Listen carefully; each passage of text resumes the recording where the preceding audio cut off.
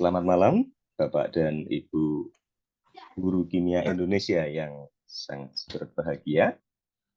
Senang rasanya malam ini kita bertemu lagi setelah barusan kemarin, moga-moga ada banyak di antara Bapak Ibu yang kemarin juga bergabung di acara Bromin kita, ngobrol bareng admin PPSKI sebagai sarana kita untuk bisa berbagi, sarana kita untuk bisa saling sharing dari berbagai pengalaman. Kesulitan juga bisa jadi, tapi itu semua pasti akan menjadi inspirasi untuk teman-teman guru di tempat lain. Sebelum kita lanjut bincang-bincang kita di topik malam hari ini mengenai kurikulum merdeka, baik kiranya saya mengulang kembali poin utama yang kita bicarakan di pertemuan sebelumnya. Di acara Bromin kita sore kemarin, hingga sampai jam 9 malam, kita diajak untuk bincang-bincang, berbagi tips, trik, pengalaman bagaimana menyiapkan para putra, para siswa dalam penyiapan Olimpiade Kimia. Dan dari memantik diskusi di Pak Jai maupun Buning, kita diajak untuk tidak putus asa menyiapkan siswa dalam penyiapan Olimpiade ini. Tetapi dari yang disaringkan oleh Buning dan diperkuat oleh Pak Jai, untuk persiapan Olimpiade itu memang butuh persiapan yang panjang. Ya, dari tim yang disiapkan oleh Buning, cara-cara yang ditempuh oleh Pak Jai, kita diajak untuk melihat dan memastikan bahwa persiapan itu butuh konsistensi, butuh penguatan dari masing-masing dan kesetiaan untuk terus belajar itu. Karena di situ harus banyak latihan, tetapi juga tidak hanya mandek pada yang dipelajari di sekolah. Tentunya harus banyak belajar untuk menyiapkan event yang sangat bergengsi itu.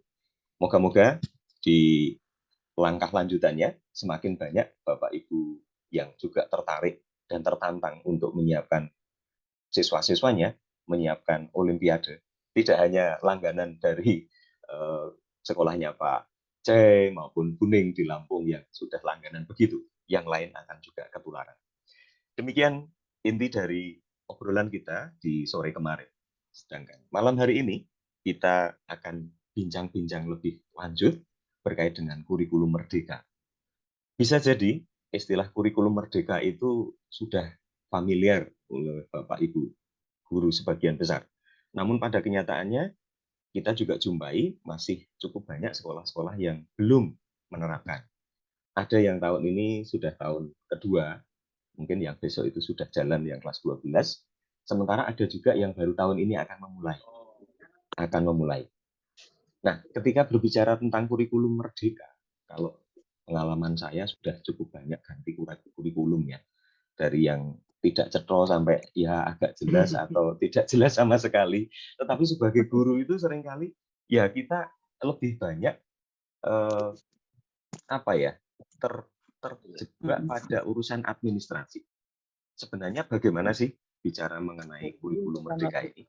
Apa toh itu? Apa saja yang berubah gitu? Atau juga kalau dibandingkan dengan kurikulum 13 yang belum lama ini kita pakai gitu, bedanya apa gitu? Lalu administrasinya kayak apa gitu. Nah, di kesempatan hari ini, malam ini, kita akan ditemani oleh Bu Heni, guru kimia yang sekaligus di sini mendapatkan amanah sebagai wakakur di SMA 47. Betul ya, Bu ya? SMA 47 Betul, Jakarta. Pak. Dan juga Pak Wiranda. Ya, meskipun secara fisik juga belum pernah bertemu saya. Bu Heni puji Tuhan sudah pernah bertemu. Pak Wiranda saya harapkan nanti bisa ketemu dalam waktu dekat. Gitu ya. Bisa ngobrol lebih jauh. Ya, Iya, mantap. cukup banyak di antara Bapak Ibu yang pasti sudah mengenal Bapak Wiranda ini karena biasanya berkait dengan soal-soal perangkat banyak dibantu Pak Wiranda. Nah, malam hari ini kita juga akan banyak bincang-bincang dengan Pak Wir. Mungkin di bagian awal ini sebenarnya apa sih Pak yang perlu diangkat bicara tentang kurikulum merdeka ini kaitannya dengan mungkin ya, filosofinya, kebijakannya, atau hal-hal yang berkaitan dengan bagian ini.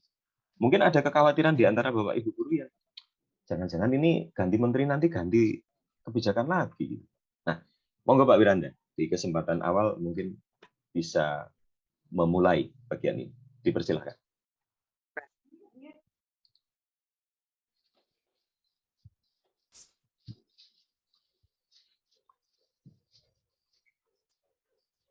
Belum dibuka Pak mic-nya. Maaf. Oke. Masih unmute Pak. Ya. Oke.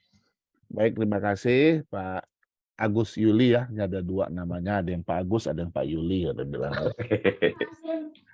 Assalamualaikum warahmatullahi wabarakatuh. Waalaikumsalam warahmatullahi wabarakatuh. Yang kami hormati Bapak Ibu pengurus PPSKI beserta Bapak Ibu Rukim Kimia se-Indonesia yang merupakan grup dari PPSKI yang berada di seluruh Indonesia. Bapak Ibu, sebenarnya mohon maaf, di situ ditulis Instruktur Nasional Kemdikbud RI. Bukan, saya bukan instruktur untuk kurikulum Merdeka. Dulu pernah sih jadi instruktur kurikulum 2013. Jadi yang kurikulum Merdeka kita sama-sama belajar Bapak Ibu. Izin Pak ke unmute Klik Pak. lagi Pak. Ke unmute Mic-nya Pak. terklik lagi. Iya. Klik lagi nih ya. Oh iya. Oke, dah. Sering banget ke unmute-nya. Saya ini bukan instruktur nasional untuk kurikulum Merdeka. Nah, kebetulan sekolah saya adalah sekolah yang ditunjuk pertama untuk menerapkan kurikulum Merdeka.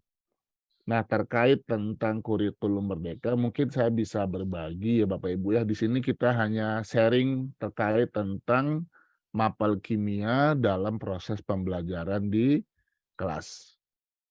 Nah, kalau kita lihat Bapak Ibu, saya belajar di kurikulum Merdeka ini baru 2 tahun setahun terakhir ini. Karena saya mulai mengajar di kelas 10 untuk tahun ini. Tahun kemarin saya tidak tidak mengajar. Jadi tahun ini baru mulai mengajar Pak Yuli.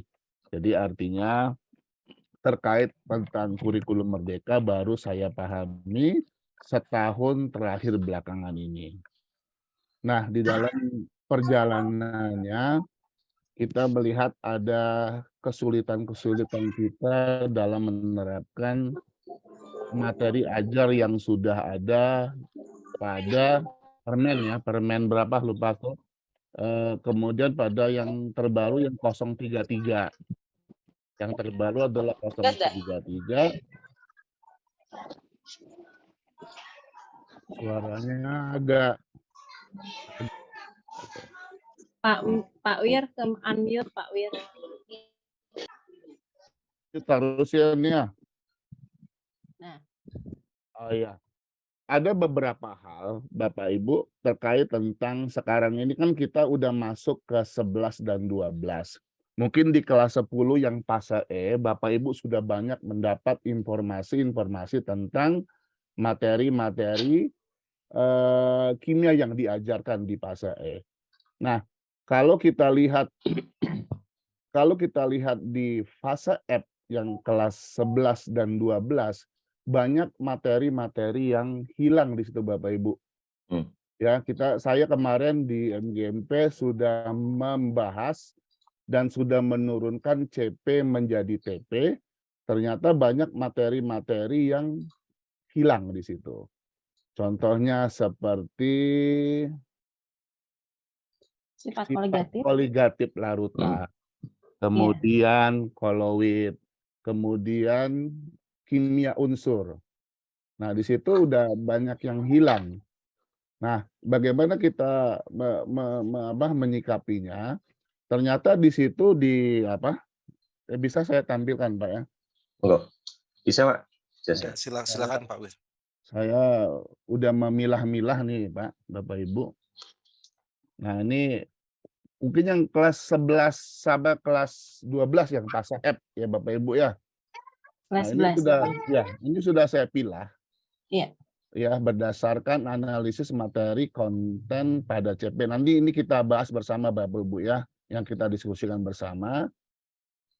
Ini ada dua elemen, pemahaman kimia dan keterampilan proses. Yang seperti kita ketahui, kalau pemahaman kimia kan terkait tentang pengetahuan, keterampilan proses terkait tentang keterampilan. Nah, di akhir fase F, peserta didik mampu mengamati, menyelidiki, dan seterusnya. Nah, ini adalah keterampilan prosesnya mungkin yang bisa kita lihat. Nah, baru di bawahnya ini adalah konten materinya yang akan kita bagi-bagi, yang akan kita analisis berdasarkan apa yang sudah ada di capaian pembelajaran. Nah, dari beberapa konten di sini saya dapat ada 10 ya, ada 10 konten atau ada 10 materi atau ada 10 KD. Kalau capaian pembelajaran itu kan sama seperti KI dan KD-nya gitu kan.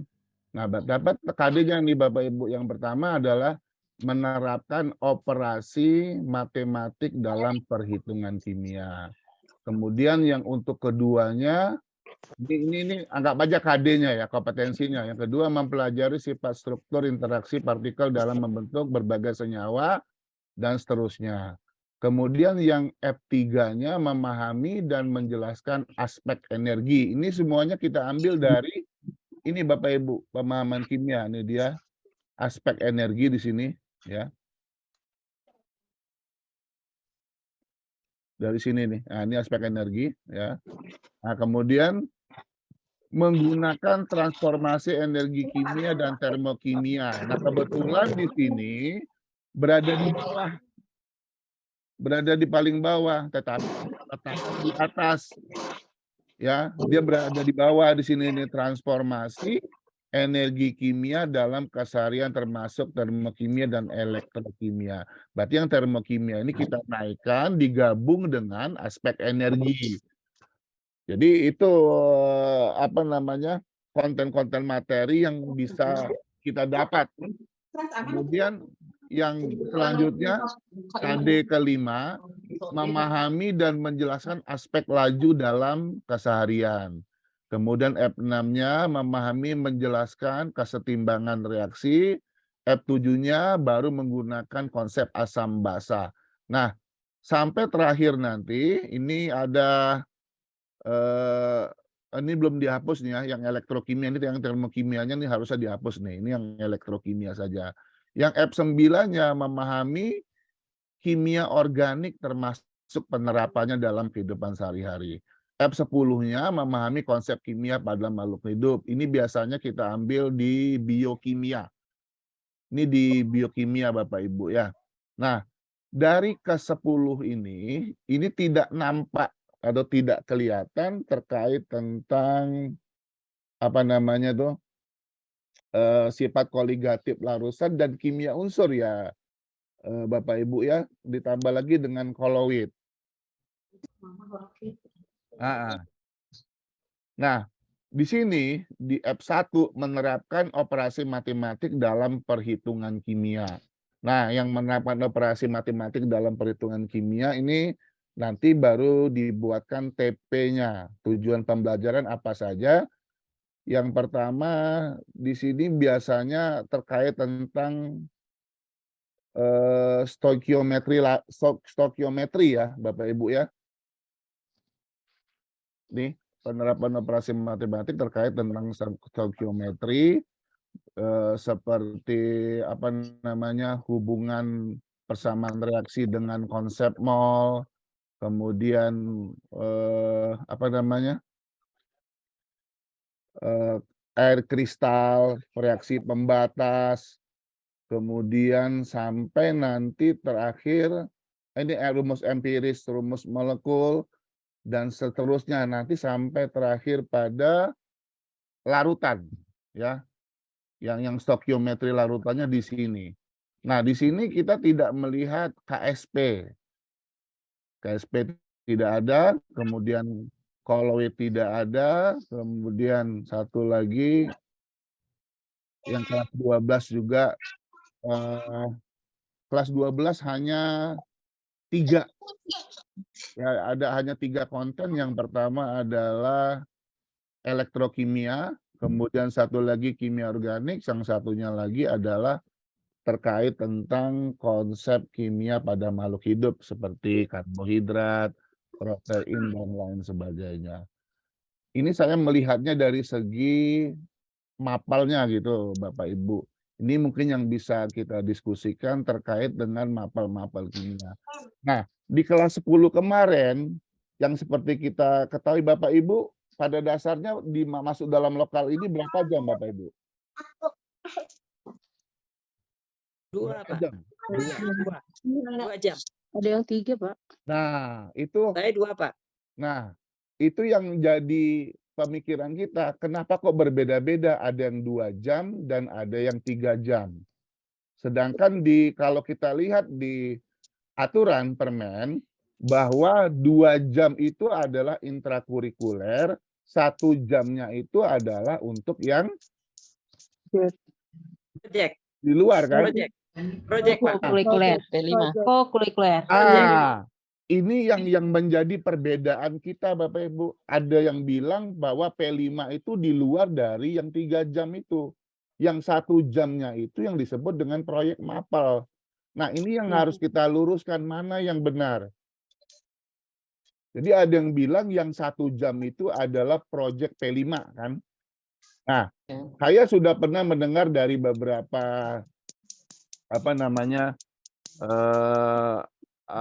PP ya, pengajar praktek, bahwa ada yang bilang bahwa P5 itu berbeda hitungan angkanya dibandingkan dengan yang 3 jam itu tadi. Kebetulan kalau di Sumatera Barat rata-rata umumnya 3 jam.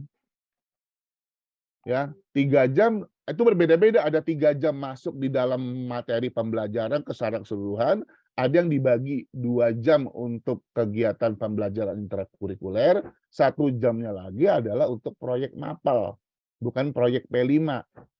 Karena proyek P5 kan berbeda dengan proyek mapal. Nah, jadi ini yang masih ada perbedaan pendapat tentang jumlah jam yang ada di permen tersebut. Mungkin bisa ada yang Bapak Ibu atau dari Bapak Ibu lainnya terkait tentang jumlah jam kita ini sebenarnya gimana? Ya, Iya, baik. Ya, Pak Wiranda menyambung kaitan dengan ini. jam belajar. Iya. Untuk kurikulum fase E ya, itu ada 3 JP dan termasuk di dalamnya adalah di antaranya proyek profil pelajar Pancasila, gitu ya. Tapi memang betul tadi Pak Wiranda sampaikan bahwa yang 3 JP ini adalah jam mata pelajaran yang terkandung di dalamnya adalah proyek dari mata pelajaran terkait. Untuk proyek penguatan Pancasila itu ada jamnya sendiri dan itu ada 1 semester di 484 JP, 1 tahun ya, 484 JP. Di mana itu bisa dilakukan dengan sistem daring maupun juga sistem offline. Jadi kalau misalnya bisa di dalam PN, tapi jumlah jamnya harus sejumlah 484 JP. Jadi kita ngitung waktu Jakarta waktu itu kita buat di 484 sesuai dengan permen berapa itu ya, saya juga lupa saking seringnya permen banyak ya. Nah, Bapak Ibu memang tadi Wiranda sudah sampaikan dengan kegiatan dari pembelajaran tadi ya. Kita bisa sharing memang. Hanya saja memang kalau yang untuk fase E dicantumkan di JP-nya 3 jam. Ya, di roster atau di jadwal ditaruh 3 jam. Untuk proyek proyek penguatan profil Pancasilanya sendiri. Dan kita yang di Jakarta jarang ya, terutama sekolah saya itu baru masuk di kurikulum Merdeka berubah, sehingga baru tahun ini melaksanakan kurikulum Merdeka. Akibatnya seperti apa? Kita juga sedang mencari bentuk yang paling nyaman, karena kalau kita nyaman tentu murid-murid juga atau siswa kita nyaman tentunya. Itu yang bisa ditambahkan Pak Wiranda, mungkin bisa menyampaikan yang lain atau Bapak Ibu yang lain ingin berdiskusi, silakan. Menata itu Pak Rito, Di mana kalau kita ke pesta apa di ayam, ada juga ada ular, babi. Aduh ini. Ya, ini suara siapa Pak? Kurang begitu jelas. Teman dulu, Nih, ya teman dulu jadi logo. Oh, ini obrolan lain. Tok. Monggo lanjut Pak Wiran. iya, betul, Lenny. Jadi memang itu dibilang ada beberapa sekolah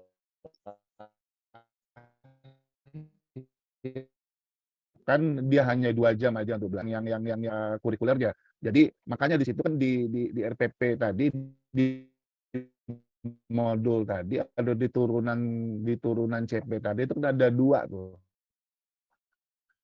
Ada yang keterampilan prosesnya. Nah, dari tadi apa keterampilan proses yang bisa intrakuler tentang materi yang kita ajarkan 1 jam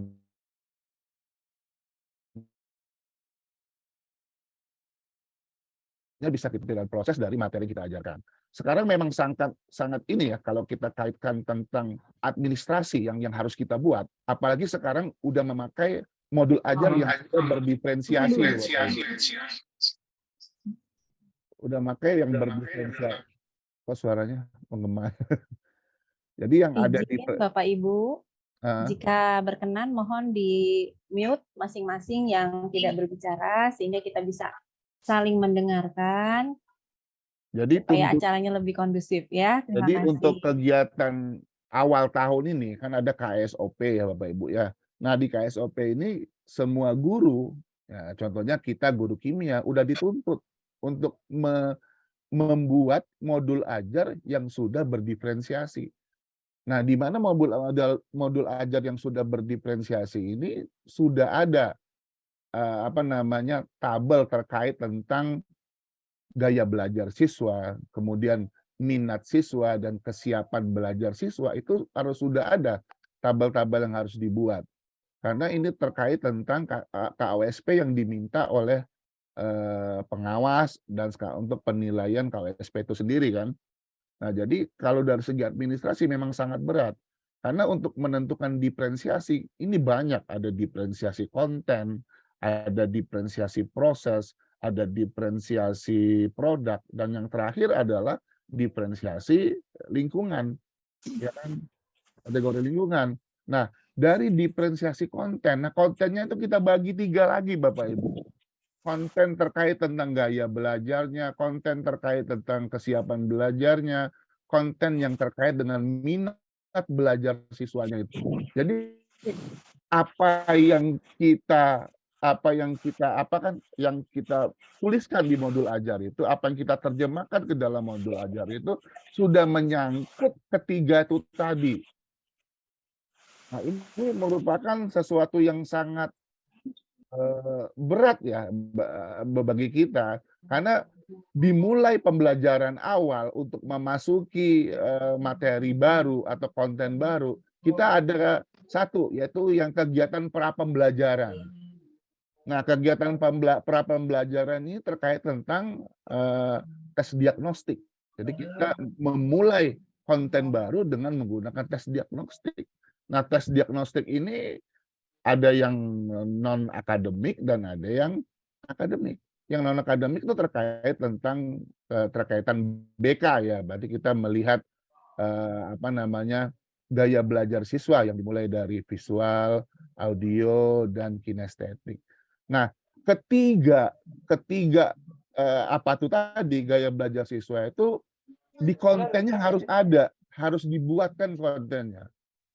Karena gini, apa yang kita buat, modul ajar yang kita buat nanti akan diperiksa oleh Bapak Ibu pengawas. Kalau nggak ada nih tolong perbaiki. Kalau nggak ada, satu aja mapel kita nggak ada tuh nilainya udah turun untuk penilaian KOSP.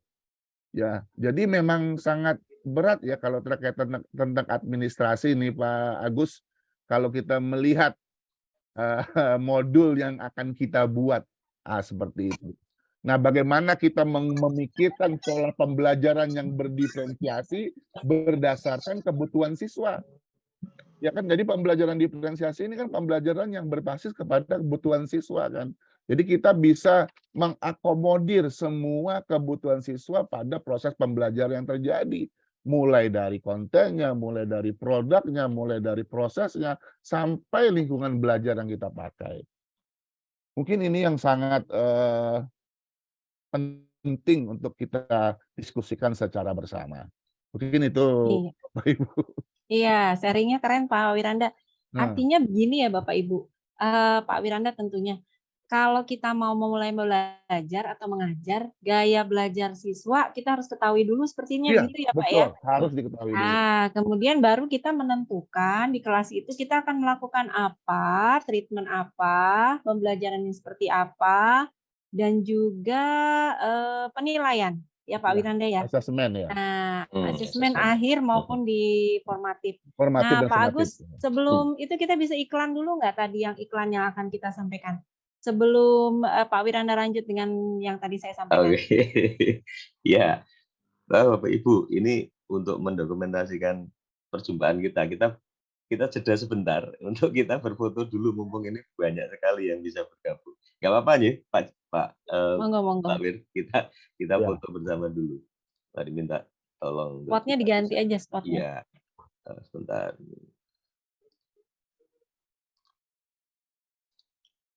Oke, monggo Bapak Ibu berkenan untuk membuka kamera dulu. Iya, Sebagai silahkan dibuka kamera. nanti kalau di dulu. akhir pasti sudah kosong itu nanti. Nah, ini udah tembus 160 nih. 160. Wah, ini istimewa. Iya, ayo. Karena ternyata 106 ada kerinduan Bapak Ibu untuk Untuk mengenal foto lebih bareng. dekat ini. Ada 7 layar, Pak. Ada 7 layar, Pak Agus. Istimewa Silakan, Pak betul. Agus. Mari. Kita Ya, ambil. monggo. Pak Rizal, oke. Pak Rizal bisa bantu? Bisa. Oke. Ya, Oke, baik layar Bapak Ibu, pertama. silahkan tersenyum terus. Karena kita tidak tahu posisi kita ada di layar berapa. Ya. Monggo Oke, yang belum sempat dibuka dulu. Ini masih tambah terus. Pak Rizal, Nampak sebentar. wajah-wajah. Nggak apa-apa lah. 1, 2, 3. Tunggu sebentar. Oke.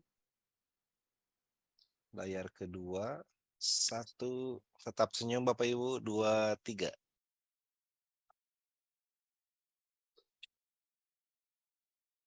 Dua. Masuk ke layar ketiga. 1, 2, 3.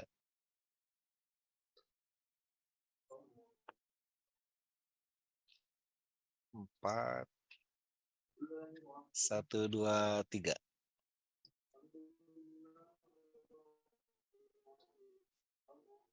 5, 6, 7 sudah mulai Ya. gelap. Iya. Juta. Nggak apa-apa. Tetap Ya. kita dokumentasikan. Yes. Ya, terakhir layar ke-7. Oke, layar ke-7 Nah, dulu. yes. Oke. Baik, Siap. Oke. sudah cukup. Lanjut lagi Baik, ya. terima kasih Bapak dan Ibu Iya, kita semuanya. lanjut lagi. Kita lanjut lagi. Ya, dari yang sudah disampaikan Pak Wiranda maupun tadi disambung oleh Bu Eni, Bapak Ibu sudah mendapatkan banyak informasi, ataupun bisa jadi malah menjadi bahan pertanyaan. Lah kok gitu? Gimana ya? Kalau seandainya ada di antara Bapak Ibu yang akan menyampaikan pertanyaan atau yang mau disampaikan langsung ke Pak Wiranda maupun Bu Eni, dipersilakan sebelum dilanjut ke Pak Wiranda. Iya. Oh, ini bisa dari Bu Ada yang bertanya tuh. Hasina. Ya, ini di layar. Di chat. Apakah benar, Ya, di Tutur chat. Mer, pembagian kelas berdasarkan kemampuan siswa di sekolah? Kemampuan siswa di sekolah saya, kelas 10 ada 12 kelas, kelas 10 1 anak-anak yang nilainya baik, dan 10 Oke, berarti semakin bergeser dua gitu ya. anak-anak yang sangat kurang. Berarti kesimpulannya ada perbedaan kemampuan yang ditempatkan pada kelas yang berbeda. Penempatan. Sebenarnya Iya. kita tidak menjadi yang ada yang narasumber begitu ya Bapak Ibu ya. Enggak, Kita ya. Kita ngobrol bukan narasumber, judulnya. kita ngobrol, Ya, ngobrol santai. ngobrol, berbagi. Hanya saja kebetulan di spotlight jadinya Ya. kelihatannya. Monggo, enggak apa-apa Ya, Bu Eni. monggo. Iya, Sharing-sharing Pak Wiranda monggo. iya memang ini dilema ya terkait tentang penjurusan. Kalau di awal-awal kalau kita lihat di permen itu kan ada jurusan, ada yang IPA, ada yang IPS, ada yang bahasa. Nah, dari IPA itu ada 5 mapel. Ada 5 mapel yang IPA seperti kimia, fisika, biologi, Matematika. informatika, dan matematik lanjut. Tingkat lanjut. Ya, matematik lanjut itu ada 5. Kalau yang di IPS itu ada 4, yaitu sejarah, sosiologi, ekonomi, dan geografi. Geografi. Yang ke jurusan bahasa Indonesia lanjut, kemudian bahasa asing lainnya. Bahasa Inggris. Bahasa Inggris dan bahasa asing lainnya. Betul. Nah, kalau di awal-awal Kalau nggak sejarah Pak IPS. PKW. IPS ya. Ya, Ada ya, IPS, sejarah. Ada sejarah. Sejarah Iya, tidak iya, masuk sejarah. kepada peminatan IPS. Sejarah Iya. itu wajib. Wajib. Ada di wajib. Ya, yang peminatan IPS hanya geografi, kemudian ekonomi, sosiologi, Dan ya, antropologi, Bu. Antropologi, antropologi sorry, juga ada. ya, antropologi satu. Antropologi Ya. adanya. Ya, Ya, cuman sosiologi, ekonomi, geografi, antropologi ya. Iya, Kebetulan jika guru, ada. Itu, Bu. guru antropologi kan jarang nih, nggak ada. Jarang, iya. Iya. Nah, kalau di awal-awal seperti awal-awal kurikulum baru kan kita bisa memilih 4 sampai 5 mapel pilihan gitu kan. Nah, Iya. apakah sekolah itu sanggup atau tidak itu tergantung dari jumlah guru yang ada. Nah, jadi untuk suara. Jadi untuk menjurusan anak biasanya Mohon izin Bapak Ibu. ya. Jadi Bapak Ibu terkait tentang untuk peminatan anak emang banyak sih metode-metode atau cara-cara yang harus kita tempuh. Yang pertama berdasarkan minat dan bakat anak, kemudian dari hasil tes tes bakat minat. Kemudian dilihat dari nilai yang diperoleh, kemampuan dari peserta didik. Yang terakhir tuh pasti berdasarkan ini jumlah guru yang ada. Akhirnya terakhir itu juga. Iya. Jumlah Yang guru paling yang ada. akhir. Yang paling akhir itu pasti karena terkait tentang jam sertifikasi. Nah, SDM-nya. SDM-nya seperti itu. Iya, Pak. Akhirnya terkait dengan sertifikasi. Ya, jadi seperti itu. Nah, sekarang yang baru yang saya baca ini tidak ada lagi IPA dan IPS. Jadi ciri-ciri IPA kalau kemarin di awal-awal masih ada ciri-ciri IPA-nya. Karena kita mengambil 3 pilihan kan. 3 pilihan, kimia, fisika, biologi. Makanya kemarin kalau saya kimia, fisika, biologi, yang satu lagi ekonomi. Kan gitu ada 4. Ekonomi. Kalau saya nggak ngambil 5, Bu Heni. Kalau 5 jumlah jam anak bisa sampai 47 jam, 48 jam dalam minggu. Ini luar biasa nih, capeknya bukan main. Apalagi di setiap Waduh. Nah, silakan ya? Bapak admin, Ibu admin mencari. Ini monggo. Apalagi setiap daerah sudah sabar. Iya, ada Pak Jai. Halo Pak Jai. Halo Pak Jai. Assalamualaikum. Salam. Selamat malam semuanya. Ya Pak Jai. Pesertanya luar biasa. Luar biasa Pak. Pak Wir. Iya. Karena kurikulum merdeka pesertanya sampai 170 ini. Ya. Ini ada artisnya masalahnya. Kita kan iya. hari. Jadi dua-duanya narasumbernya artis. Silakan Pak Wir. Ya, ini memang tugas berat bagi Penataan dengan kurikulum merdeka. Izin, siapa Ibu? Izin. Silakan. Ini tugas berat bagi Ibu Wakil Kurikulum. Kemudian Ibu Guru BK. Nah, itu BK yang paling utama sekali itu. Jadi berkoordinasi dengan BK. Sudah itu nanti disosialisasikan lagi ke orang tua berdasarkan pilihan siswa. Nah, kadang-kadang kelas 1 pola pikir anak belum bisa memikir apa yang dia pilih. Karena di kelas 3 nanti dia akan berubah lagi. Makanya kalau saya masih cenderung sih di SMA yang saya sekarang ini, yang di SMA 2 ini, masih kecenderungannya pola-pola IPA dan pola-pola IPS itu masih ada. Jadi artinya anak-anak yang mau ke IPA dia pasti memilih jurusan IPA. Kalau anak mau IPS bisa jurusan IPS. Nah, kalau yang terakhir kini pilihannya beda lagi. Jadi bisa dua mapel IPA aja yang diambil, bisa ditambah kewirausahaan, bisa ditambah dengan yang lainnya. Nah, itu tuh kan minimal ada vokasi 1 di situ kalau ada Iya, vokasi kan. ada vokasi, Kewirausahaan. PKWU Makanya lah. ya PKWU-nya tuh masuk nanti di Iya. kelas 11 yang terbaru gini kan. 11 masa Kalau iya. ya kalau kemarin orang belum pada berani semua memasukkan PKWU, masih ada ciri-ciri IPA dan ciri-ciri IPS. Masih ada ciri-ciri itu di kelas 11 kemarin. Tapi di kelas 11 sekarang ini udah berbeda. Ya. Jadi nanti ada menu 1, menu 2, menu 3, menu 4, menu 4 itu yang dipilih oleh siswa. Yang semuanya mengakomodir jurusan-jurusan yang dipilih oleh siswa. Iya. Ribetnya gimana? Kalau yang memilih fisika tidak ada. Iya. Kalau yang memilih Kimia. matematik nggak ada. Kimia Kalau nggak yang ada. memilih ekonomi nggak ada. Gimana Nggak caranya? ada, betul. Makanya pola-pola pembelajarannya itu akhirnya dipakai yang penilaian terakhir. Penilaian terakhir tuh tadi tuh berdasarkan kebutuhan guru juga akhirnya kan. Betul. Sama seperti lintas minat, sama seperti lintas keminat kemarin. Iya. Nah, perlu Bapak Ibu ketahui, untuk pemilihan minat ini baiknya gimana di sekolah? Bagusnya di sekolah untuk materi peminatan itu baiknya dengan menggunakan apa namanya tuh? Lupa. Oh, Sistem kelompok apa? peminatan Sistem atau paket? apa namanya? Sistem belajar, sistem Paket. paket ya. Atau gini Pak, ada beberapa, boleh sharing ya? Ya, Ada ya. beberapa Ayo. sekolah di Jakarta melakukan saringan, gitu ya. Saringan bagaimana siswa yang minat terhadap mata pelajaran tertentu dengan memberikan angket yang pertama. Siswa dengan tahap 1 silakan memilih angket bebas. Lalu nanti berapa kelompok kelas yang tersedia untuk peminatan, misalnya satu sekolah itu hanya mampu menyiapkan 6 kelas atau 8 kelas.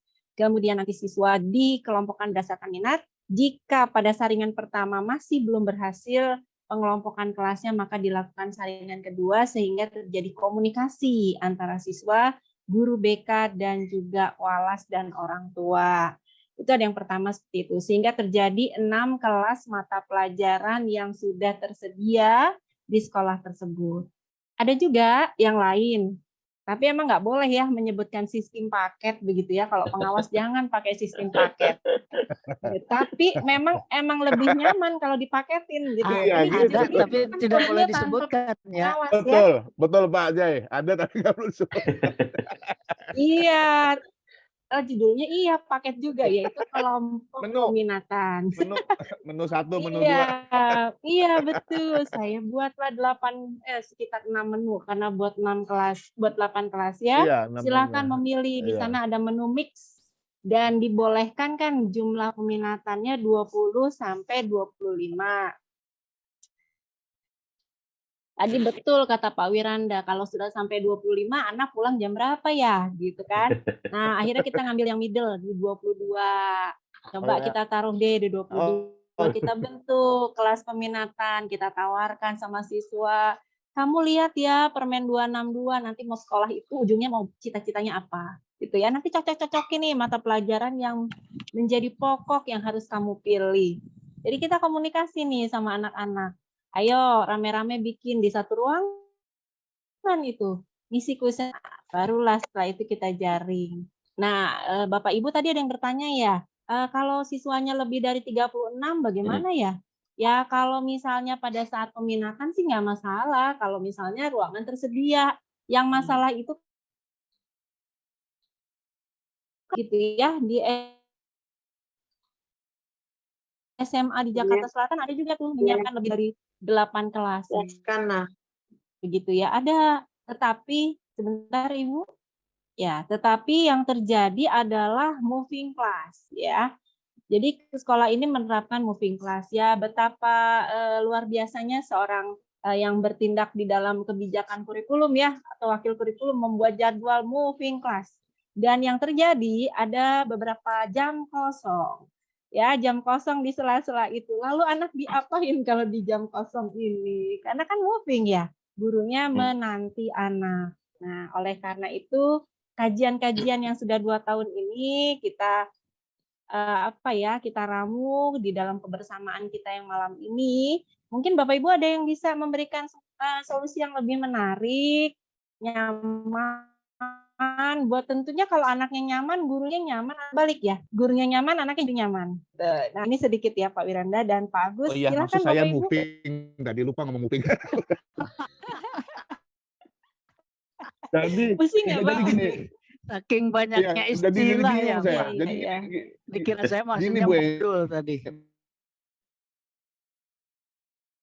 Memang sih moving, tapi moving ini untuk pengingatkan saya yang tema wajib tidak perlu moving.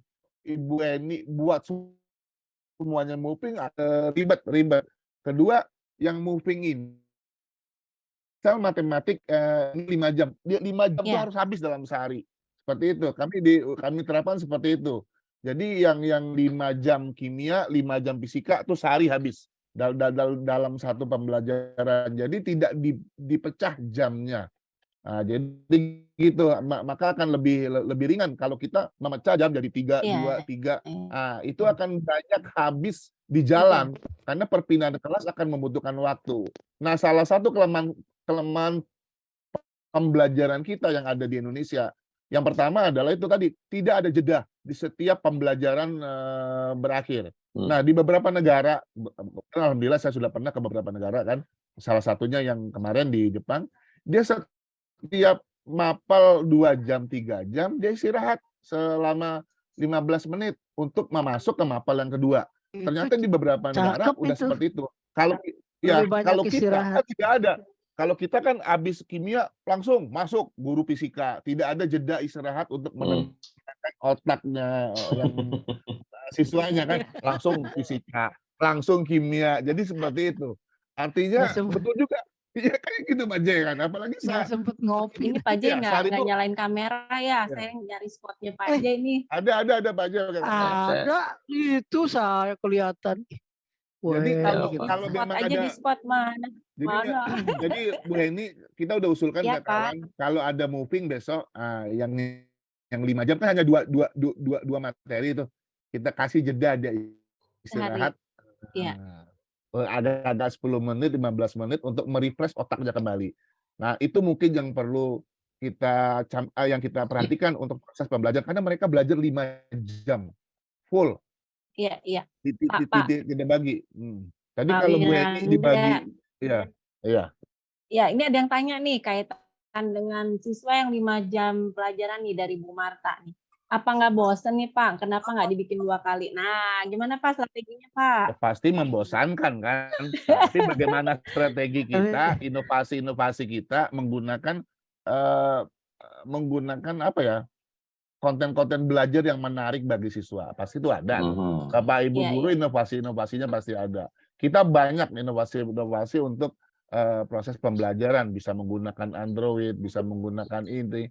Makanya kan di situ ada konten kan, ada diferensiasi konten, diferensiasi ini dan ini. Bagian kalau kita bagi seperti visual, audio dengan kinestetik, misalnya Pak asam basah. Nah, kalau asam basah, kalau yang visual Pak, kita bisa berikan video atau gambar-gambar. Kalau yang ini mereka bisa turun ke gini kan, melihat-lihat di lingkungannya, bergerak di lingkungan, mencari materi asam basah terkait dengan uji coba bahan-bahan alam untuk asam basah. Mungkin inovasi kita lah dalam proses pembelajaran itu supaya bagaimana supaya menarik. Juga kan ada ice breaking dan lain sebagainya. Nah, itu. Betul.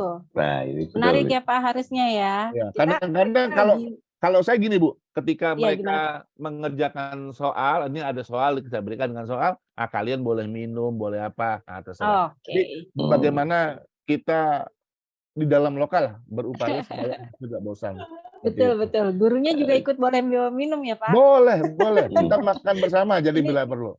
Iya, ini Bu Budi nih. Bu Budi menyarankan demikian. Aduh, ini memang nggak boleh ya kekurangan air ya ketika kita belajar kelihatannya seperti itu. Ya, karena 5 jam loh ya, 5 kali 45 menit. Menarik Iya. sekali.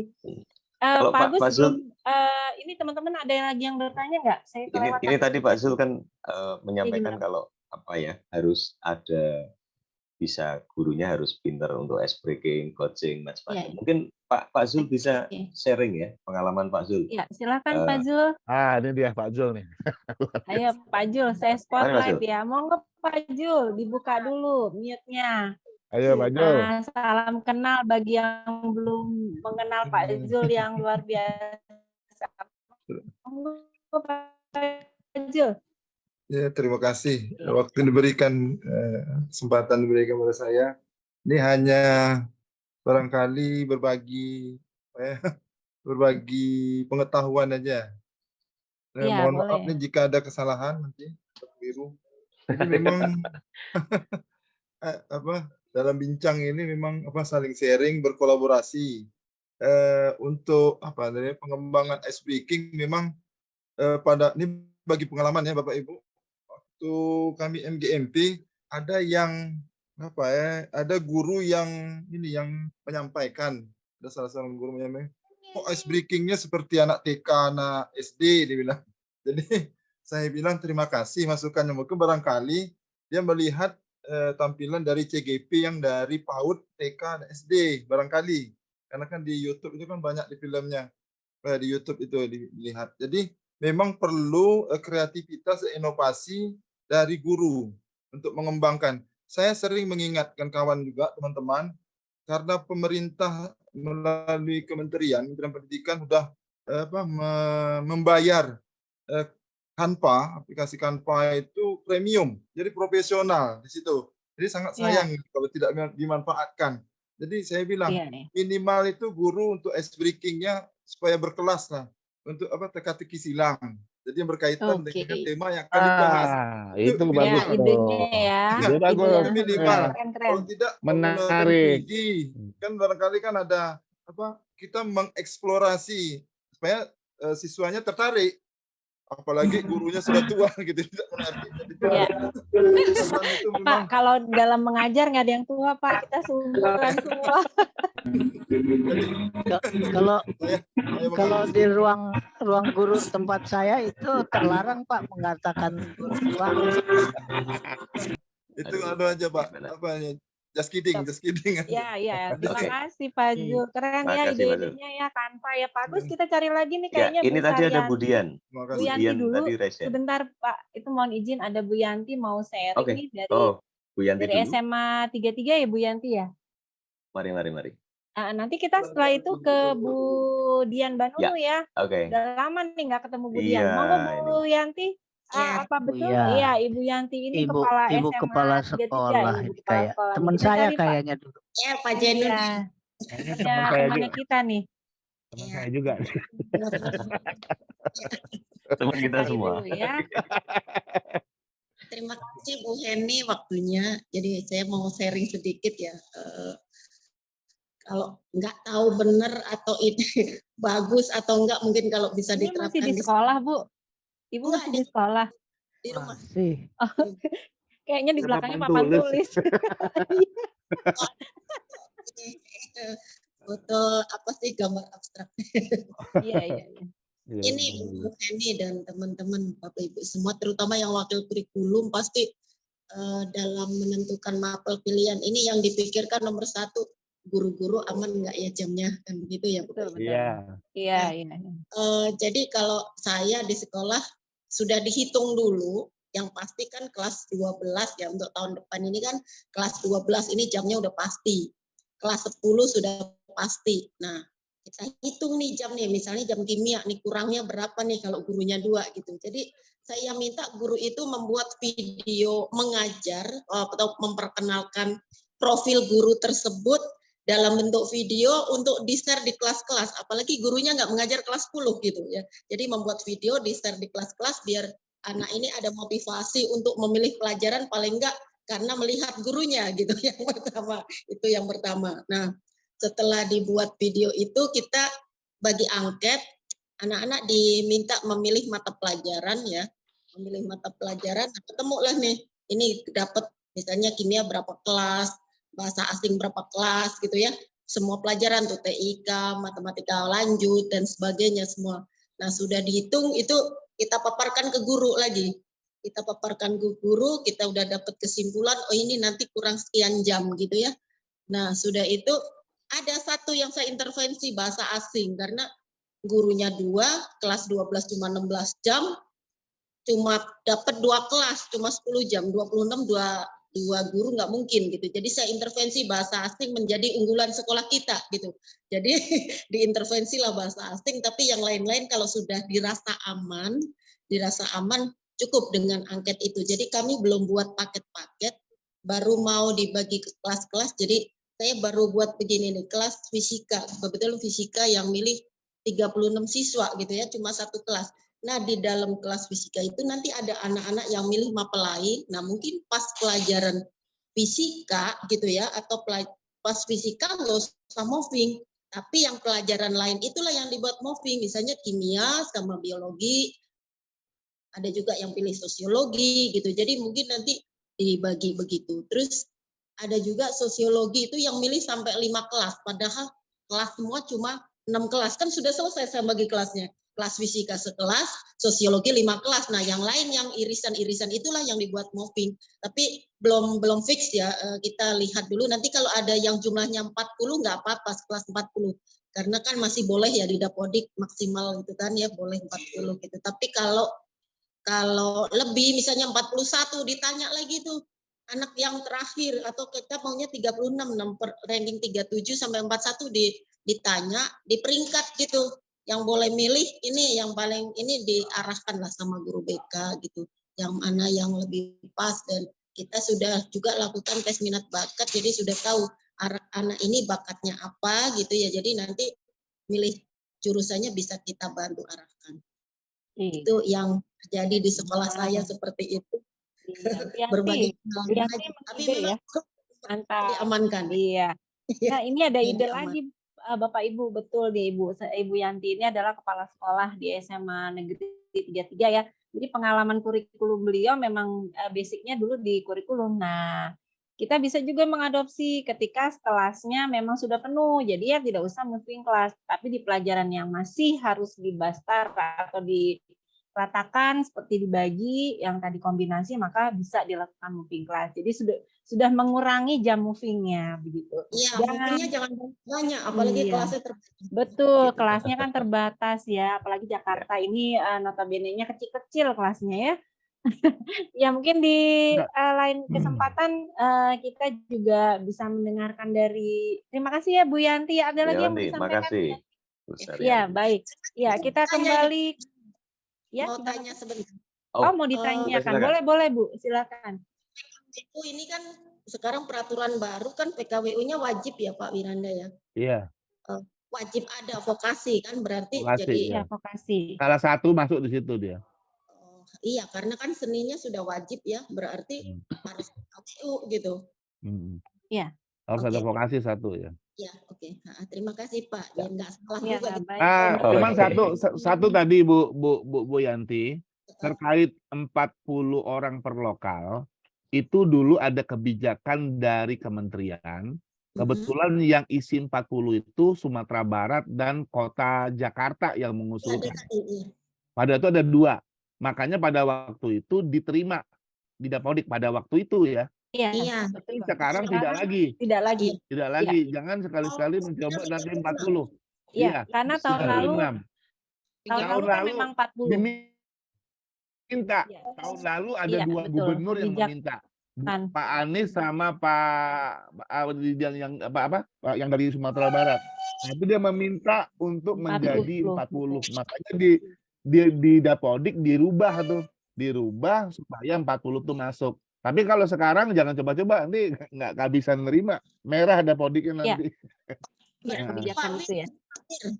Berarti kalau ada 38 gitu, yang 2 harus kita seleksi berdasarkan tes kayak apa kayak gitu ya. Betul. Iya, betul, boleh betul. berdasarkan betul. penilaian. Akhirnya gini juga Bu Yanti. Akhirnya gini juga seperti yang Pak Jai bilang, jangan bilang-bilang ya main paket. Nah, kan gitu.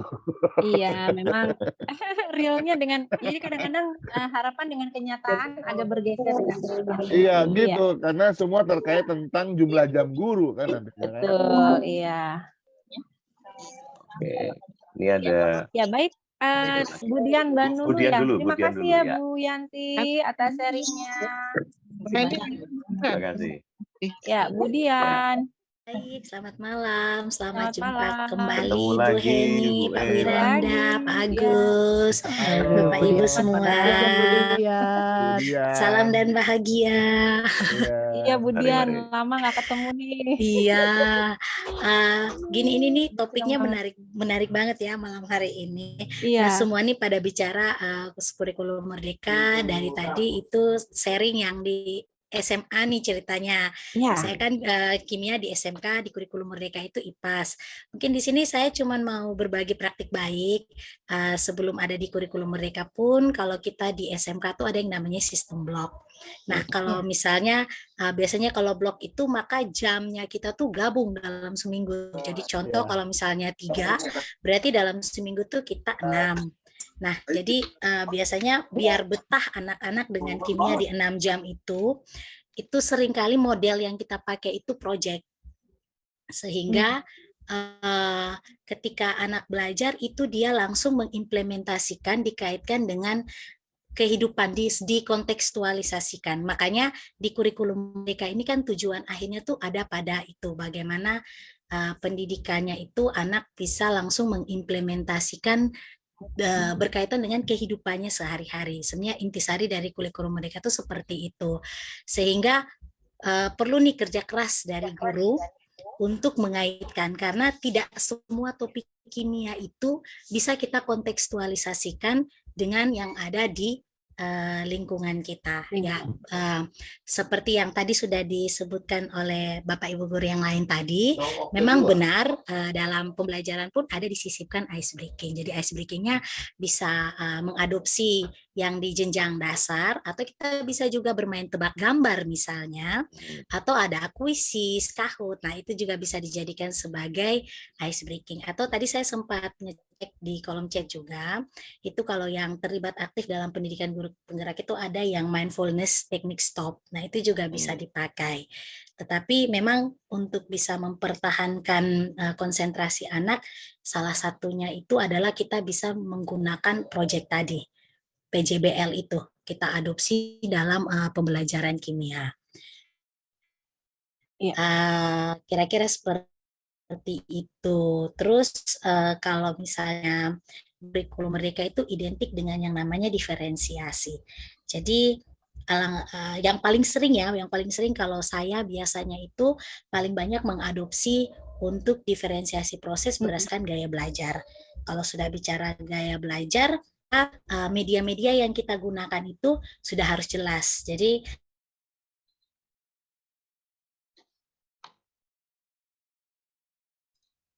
itu sebelum masuk ke kelas itu kita gaya belajar anak-anak yang ada di dalam kelas. Sebentar, contohnya sebelum kalau lanjut kepada diferensiasi Bu Heni. proses ya, Bapak Ibu kan perlu tahu nih namanya pembelajaran berdiferensiasi itu apa saja, begitu kan ya? Ini kayaknya belum semua memahami kan? Betul. Nah, pembelajaran diferensiasi itu kan ada 3 ya, ada konten, ada proses, dan ada produk. Oke, Budian, berhubung Budian tadi sudah sentuh, bolehkah kita diceritakan yang mana yang konten, yang mana proses, dan mana yang produk? Monggo Budian. Oke, makasih Bu Heni, sedikit sharing nih Bapak Ibu. Jadi sebelum masuk ke diferensiasi, kita tuh harus bisa memetakan kebutuhan anak berdasarkan ada 3 hal nih. Kesiapan belajar, minat belajar, minat dari anak, dan profil belajar. Nah, kalau bicara soal kesiapan belajar, dulu itu istilahnya asesmen diagnostik. Nah, tetapi seiring berjalannya waktu, kalau secara psikologis asesmen diagnostik itu kesannya terlalu gimana gitu ya. Jadi itu diubah istilah asesmen diagnostik biar guru-guru juga merasa bahwa ini istilah apa lagi, sebenarnya yang dimaksudkan itu adalah penilaian awal pembelajaran. Jadi itu dibagi dalam 3 hal.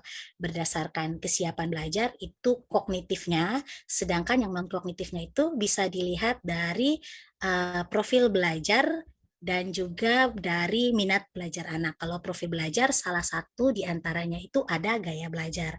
Nah, kalau bicara kognitifnya tadi, itu yang ada pada kesiapan belajar, itu Bapak Ibu, itu kita erat kaitannya dengan proses diferensiasi konten. Karena ketika kita bicara kesiapan belajar anak, kita tuh sudah bisa paham seperti yang tadi sempat ditanyakan ya, diceritakan juga bahwa ada kelompok kelas yang anaknya peringkatnya dari sekian sampai sekian. Nah, itu sebenarnya yang dianalisis di penilaian awalnya itu adalah berdasarkan kesiapan belajar dari si anak itu, sehingga itu akan kaitannya nanti pada saat kita membelajarkan anak, konten yang kita siapkan antara anak yang contoh kalau misalnya belajar asam basa sudah memahami konsep sementara belum dapat mengimplementasikan dalam kehidupan sehari-hari, itu kontennya akan berbeda dengan anak yang belum sama sekali memahami konsep. Dan kunci dari diferensiasi itu adalah tujuan pembelajaran. Meskipun itu nanti mau dibawa kontennya kemana-mana, medianya mau pakai video, gambar, ataupun audio, ataupun apa, tetapi tujuannya harus tetap satu. Contoh kalau misalnya di situ memahami konsep asam basa, ya itu juga nanti akan dicapai dari keseluruhan kelas. Jadi intinya adalah bahwa diferensiasi itu sendiri ada 3. Konten, diferensiasi konten itu berkaitan dengan esensial materi yang mau kita bagikan berdasarkan kesiapan belajar anak. Kemudian ada juga yang namanya diferensiasi proses. Nah, diferensiasi proses ini bisa menyangkut kesiapan belajar, minat belajar, ataupun gaya belajar anak. Baik itu dalam proses misalnya secara berkelompok atau secara individu, atau misalnya dalam proses itu ada yang menggunakan media video, ada yang menggunakan media misalnya audio atau buku cetak sekalipun. Nah, itu diferensiasi proses. Kan kalau diferensiasi produk itu biasanya berhubungan dengan evaluasi pembelajaran di tahap akhir bagian penilaian, itu erat kaitannya dengan apa nanti yang akan dihasilkan oleh anak.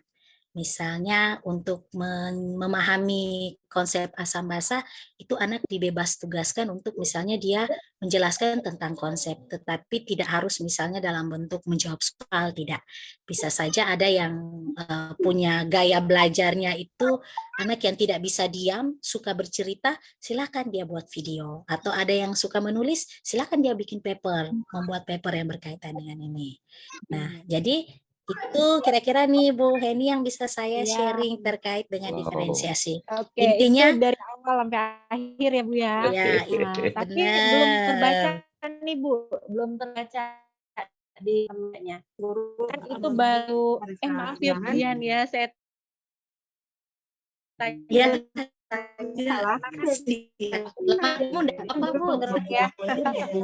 Tentunya paham ini nih, konten atau isi mata pelajaran, kemudian prosesnya, asesmen akhirnya seperti apa Bu Dian? Nah, itu. Apakah yang berkelompok nanti beda dengan dia mau nugasin sendiri? Apakah pencapaiannya nanti ketika anak sudah memilih dirinya hanya bisa mampu di A sedangkan di E gitu? Apakah terjadi penilaian yang berbeda Bu Dian? Monggo, mohon maaf ya tidak mengulik, tapi kita bersharing. Oke, jadi pengalaman saya ya kan mau didiferensiasi kemana pun kan tujuannya satu gitu ya.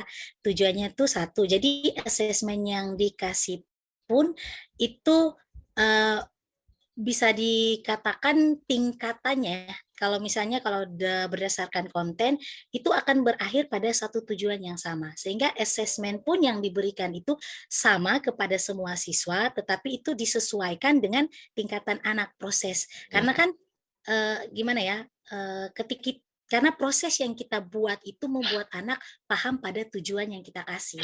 Jadi untuk menguji apakah proses itu berhasil ada pada evaluasi tadi. Karena evaluasi yang kita kasih tetap sama pada satu tujuan yang sama. Jadi itu kira-kira. Iya, artinya Bu Dian memberikan pembelajaran itu kan masing-masing anak tentunya ya. Kalau berdiferensiasi itu tuh bukan kelompok Bapak Ibu, jadi masing-masing anak itu memiliki pembelajaran yang masing-masing menurut gaya belajar yang ia miliki. Kebetulan saja kalau kelompok gaya atau minat belajarnya sama atau gaya belajarnya sama bisa dikelompokkan menjadi satu. Tetapi di dalam kelas itu mayoritas bisa dilihat. Kayak mayoritas itu terjadi di auditori, kemudian akan lebih mudah. Tetapi kalau semuanya 50-50 atau 30%, 33% semua, maka Budian bekerja ekstra karena semua harus terlayani dengan baik. Begitu Budian ya? Benar. Nah, Karena sekarang gimana Bu? Lanjut saya Bu. tuh punya pengalaman dalam kelas tuh tiga gaya belajarnya tuh ada auditorinya, ada visualnya, ada kinestetiknya. Nah itu. Kalau pernah yang konfigurasi elektron itu sempat pakai metode congklak itu ya, metode congklak itu untuk anak yang kinestetik itu, biar dia belajar sambil bermain gitu, sedangkan yang lainnya mudah untuk disesuaikan. Tetapi tes akhirnya ya kita tetap menjawab tujuan pembelajaran itu. Ya misalnya kalau konfigurasi ya dia bisa menjelaskan konfigurasi, tapi dia akan menyelesaikan assessment itu dengan caranya sendiri gitu. Jadi kita tidak ibarat merdekanya tuh ada di situ dengan caranya tapi mencapai tujuan yang sama. Ibaratnya apapun makanannya, minumnya teh botol sosa. Ini bukan iklan ya. Keren ini. Luar biasa nih Budian, udah lama nggak ketemu penggalian ilmunya luar biasa ya. Bu Dian, ya, boleh Pak tanya. Agus. Boleh Silakan. tanya. Dari pengalaman Budian menerapkan kurikulum ini, apakah pernah mengalami kesulitan yang itu cukup menguras energi untuk bisa mengatasi itu? Gimana Bu?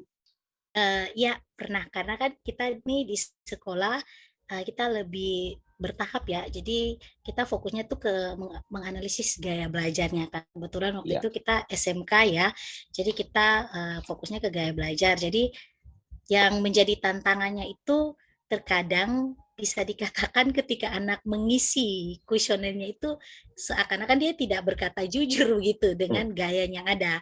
Jadi ketika kita menerapkan sesuai dengan konsep pembelajarannya, ternyata tidak sesuai ekspektasi. Nah, itulah pentingnya diadakan penilaian formatif. Kan kalau kurikulum mereka itu formatif sumatifnya penilaiannya kan sistemnya seperti itu. Jadi solusinya ada di situ. Ketika kita contoh si anak ini kita kasih dengan gaya kinestetik, tapi padahal dia senang dengan video gitu secara visual.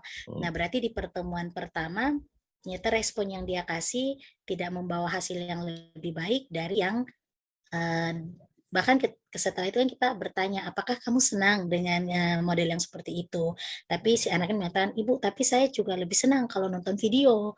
Oh ya berarti pada pembelajaran berikutnya langsung nih ternyata kita sudah bisa memetakan berdasarkan secara jujur melihat dari respon anak-anak ketika kita memberikan ini. Memang menarik tetapi butuh perjuangan.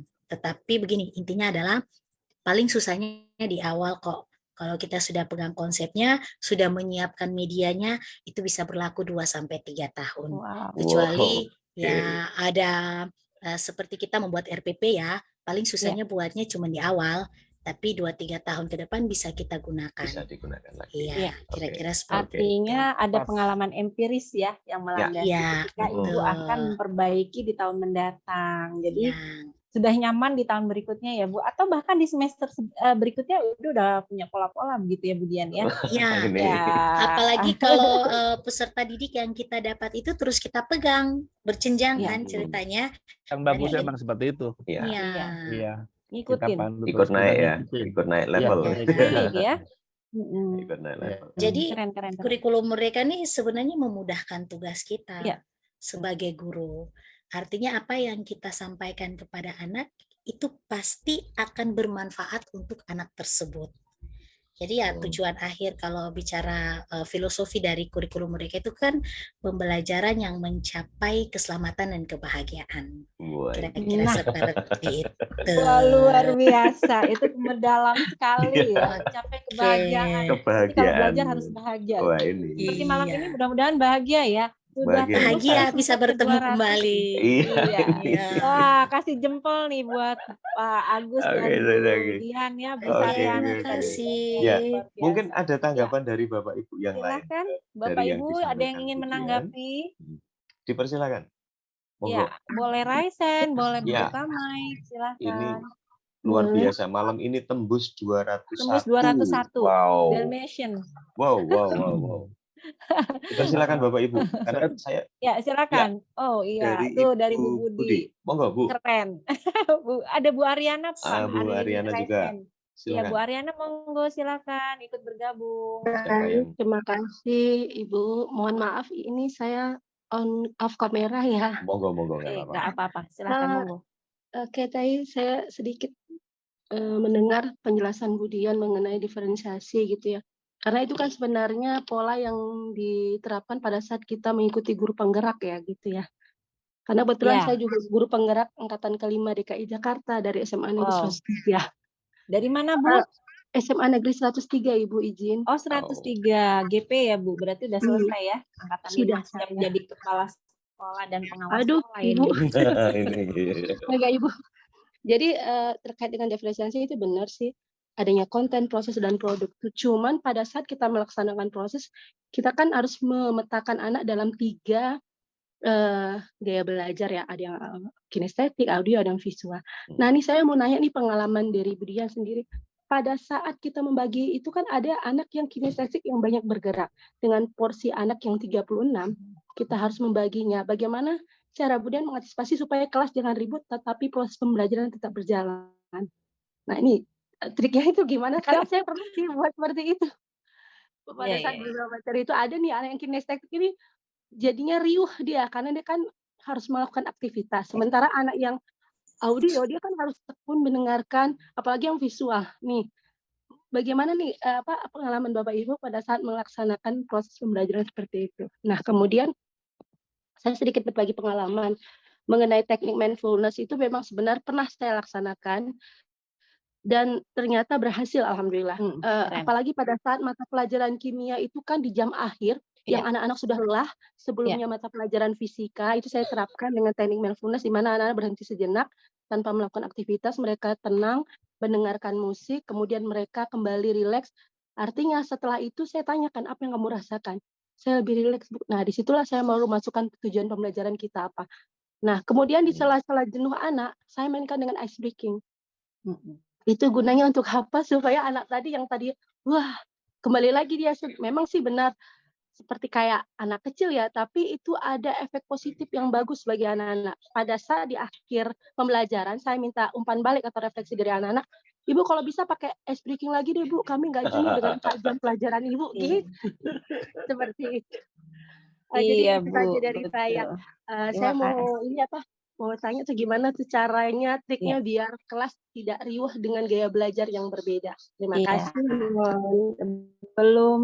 Terima kasih Bu Ariana. Bu Sebelum Ariana. Bu Dian menjawab, ini ada beberapa yang memang harus kita sampaikan kepada Bapak Ibu ya. Mohon izin ya. Ya. Mengapa? Karena supaya nyambung semua, kan tidak semuanya adalah guru penggerak dan tidak semuanya sudah kurikulum merdeka ya. Betul Bu Bapak ini. Ibu, ada istilah mindfulness. Mindfulness ini seperti relaksasi begitu ya, meditasi sejenak, menggunakan musik untuk merileks anak-anak supaya ada waktu jeda di mana dia merasa nyaman dengan musik yang ditayangkan, dan itu banyak di YouTube. Bapak Ibu bisa melakukan tapi tidak boleh lama-lama ya, nanti pada tidur kalau lama-lama. Yang pasti sekitar 10 menit saja cukup, itu udah paling banyak.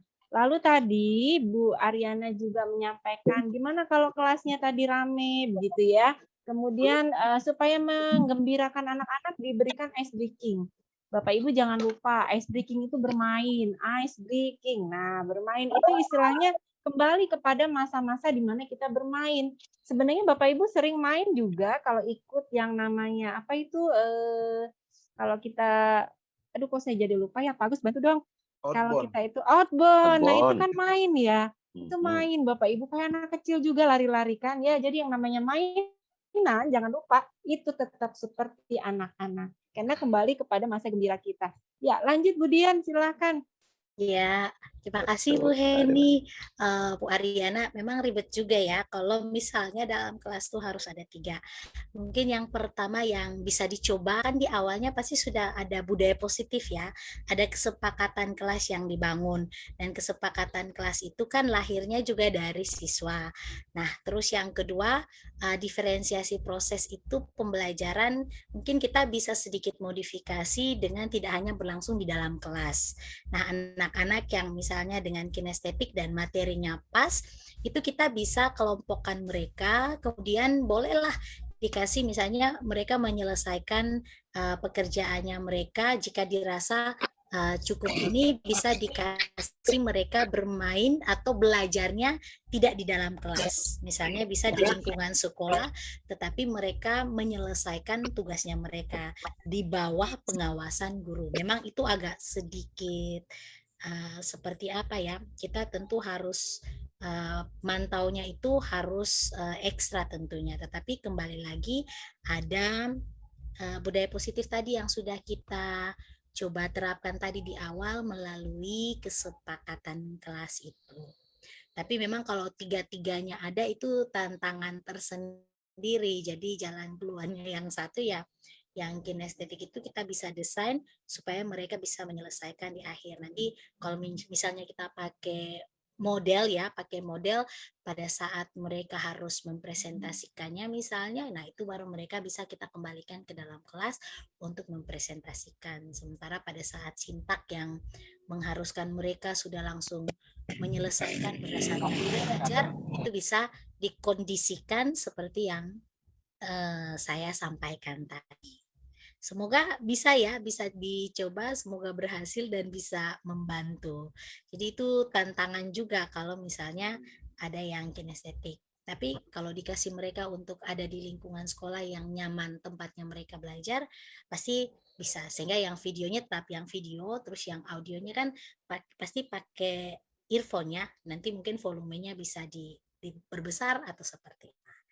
Oke, itu Ya, keren ya. alternatif solusinya. Terjawab Alternatif semuanya ya. Lengkap. Ibarat asesmen, seperti itu. asesmennya dari awal sampai akhir gitu ya. Ini kan runtut ya yang dijelaskan Bu Dian. Oke, Bapak Ibu ada lagi yang masih ingin mau mendiskusikan Dilihat kaitan di dengan pembelajaran di kurikulum Merdeka? Mungkin ada di pertanyaan, Pak Agus. Mohon izin. Sudah. Belum Tidak ada ada. lagi. Keren nih, kerennya Mungkin. banyak nih. Wah, ini ternyata memang menjadi pencerahan betul ini. Saya sama sekali nggak ngerti ya, cuma kadang dengar aja. Tapi bisa jadi yang disampaikan Bu Dian ini melengkapi dari informasi yang Pak Wiranda. itu ya. Dan juga dari Bu Saryanti. Jadi kita memang di Bromin ini kan tujuannya seperti ini ya Pak Agus ya. Nah, betul. Diskusi tidak ada semua narasumber, tidak ada yang salah satunya narasumber. Jadi kita semua bisa bertindak sebagai narasumber. Ya. Lebih tepatnya berbagi praktik baik ya. Betul. Sekarang berbagi praktik baik. Iya. Jadi di kegiatan Bromin itu kita akan bisa saling belajar. Tidak berarti yang mungkin bagi Bapak Ibu dianggap saya juga masih baru belajar, masih banyak salah. Ya, bisa jadi yang sudah dilakukan Bapak Ibu itu kan bisa menginspirasi untuk yang lain gitu. Oh, ternyata begitu toh. Oh, ternyata bisa. Nah, moga-moga ini akan memberi penguatan karena meskipun ada juga mungkin pertanyaan, kita capek-capek kayak gini, nyiapkan kayak gini, nanti ganti nggak ya? Kurikulumnya nanti ganti nggak ya gitu misalnya. Ini setidaknya menjadi sebuah pembelajaran buat kita. Karena menurut ini tadi yang disampaikan kan intinya bagaimana kita mampu mengajak anak untuk bisa mengimplementasikan pelajaran yang dipelajari itu dalam keseharian. Ya saya kira ini yang paling penting sebenarnya. Betul. Ya, dan gitu. Oke, menunggu Bapak Ibu yang lain. Ya. Kalau dilihat dari data yang saya pernah lihat berdasarkan gaya belajar, itu tidak ada yang full Misalkan Yes. 60% kinestetik nggak pernah ketemu. Iya. Pasti dia berimbang tuh. Iya. 40, 30, 40 Iya, iya, iya. berimbang semua. Nggak ada yang full Iya. sama sekali gitu kan. Kalaupun ini Pak Wiranda, kalaupun Ya. ada yang mirip gitu atau cenderung gitu ya melebihi angka, dia sebenarnya dia kinestetiknya juga tidak penuh kinestetik. Jadi Iya, nggak Ya, pernah ada betul. kinestetik. Iya. kinestetik Iya. auditori, Iya, ada auditori, Ya. kinestetik betul. visual, kadang-kadang seperti itu. Iya. Jadi Heeh. kita hanya mampu memetakan kasar ya, Iya, memetakan betul. kasar Memetakan kasar semampu aja. kita. Heeh. Karena kita tiba-tiba bertindak sebagai psikolog gitu, mampu Ya, menentukan cuman berat yang badan. Luar yang biasa kan? yang seperti Ibu Dian bilang kan janganlah pakai kata-kata tes diagnostik. Biasanya kan itu kan salah satu contoh asesmen as learning. Kita kan ada Iya. Iya, betul. tiga ciri asesmen kan, as learning, of learning, sama for learning kan. Learning, ya. Nah, Learning. yang as learning ini kan terkait dengan itu tadi tuh. Ya, untuk awal pembelajaran. Nah, atau disebut dengan kegiatan pra pembelajaran. Iya. Pra pembelajaran. Kalau bisa di luar daripada di proses pembelajaran supaya tidak mengganggu jam pelajaran. Kalau dulu kan di kurikulum 2013 kan sebelum kita memulai pembelajaran, nah Bapak tes dulu ya bagaimana kesiapan kalian kan Ya. Ada pretest biasanya ya. kan seperti itu. Persepsi lah pretest, kira-kira. ada pretest dan protes kan. Nah, kalau pertanyaan pemantik kan sama seperti persepsi dan lain sebagainya Ya, gitu, ya. motivasi dan itu sebagainya. Pada prinsipnya kadang-kadang payah membuat modul, padahal RPP kita yang lama tuh masih bisa dipakai loh. Itu Oh aja gitu, yang Pak. pakai, iya. Betul, Masih Pak. bisa Betul. dipakai tuh. Yang kita rubah Betul. aja format yang di atas tuh, identitas, Iya. kompetensi inti dan lain Iya, sebagainya. KD-nya betul. Yang Ada di ya. bawah masih bisa dipakai juga tuh. Iya, tinggal Di langkah-langkahnya merubah ya, itu Pak ya. aja sebenarnya.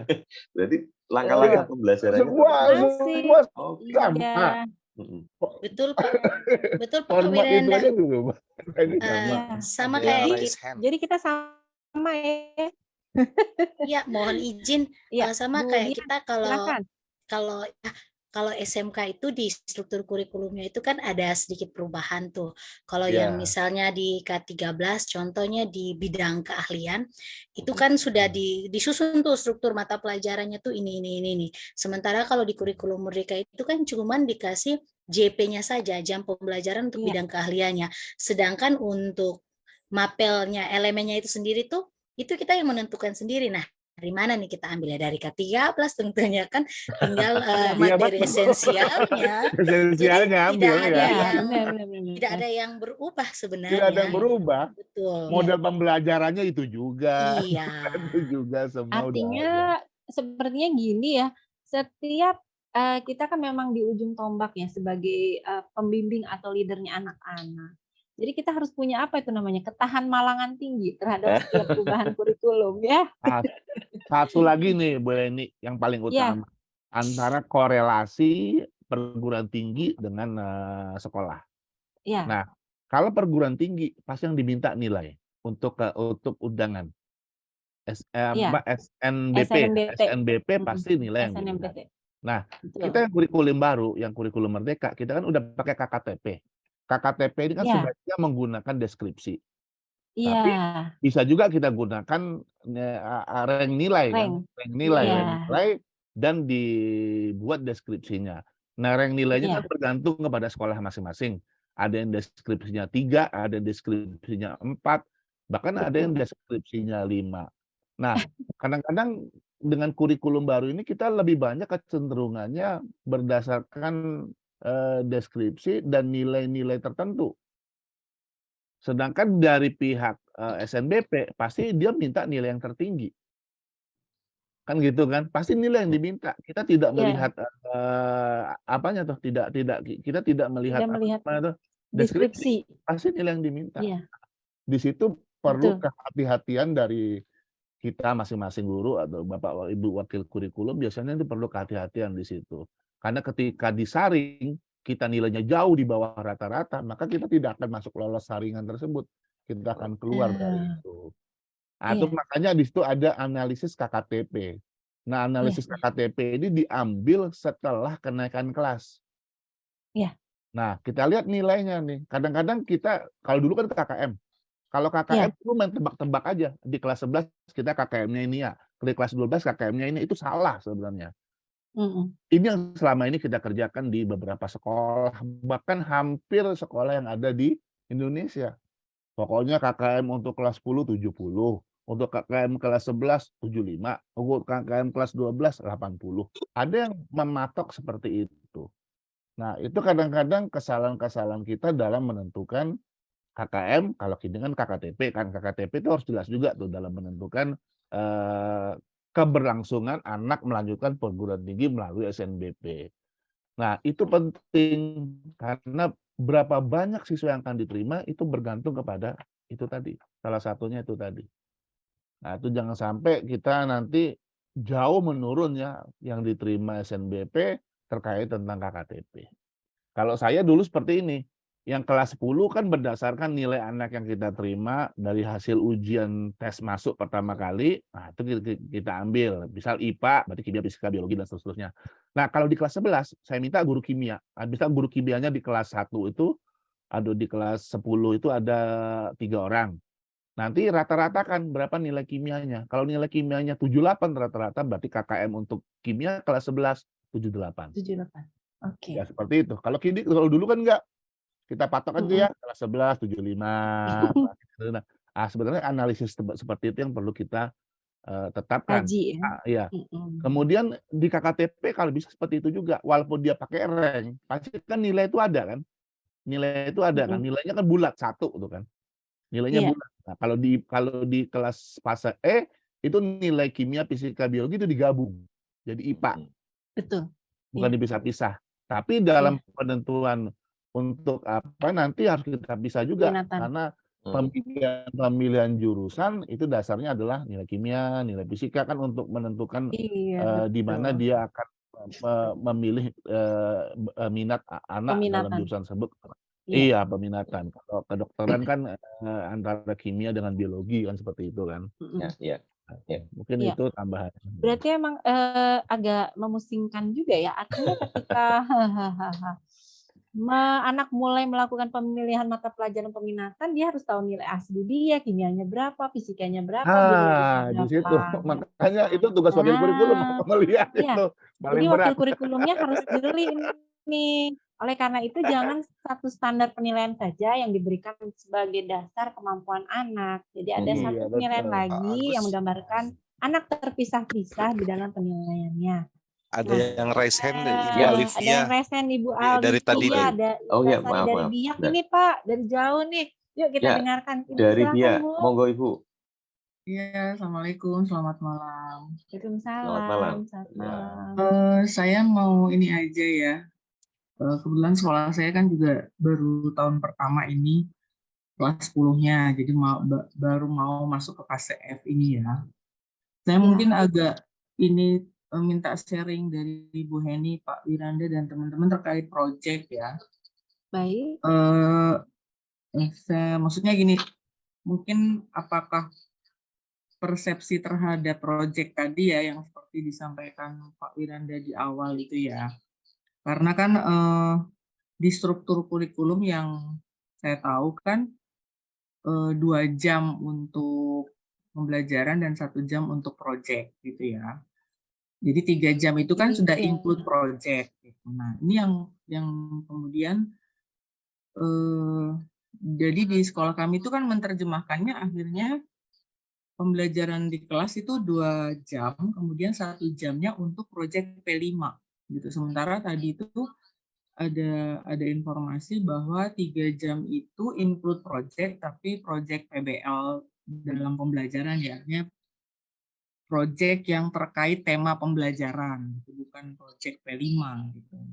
Ini mungkin saya butuh sharing ya terkait itu gitu. Apakah mungkin Bu Heni dan teman-teman yang lain tuh seperti apa? Karena selama 1 tahun ini kan kami menjalaninya yaitu akhirnya pembelajaran di kelas itu kan 2 jam, kemudian proyek yang 1 jam untuk proyek P5 yang kolaborasi seluruh mapel kan.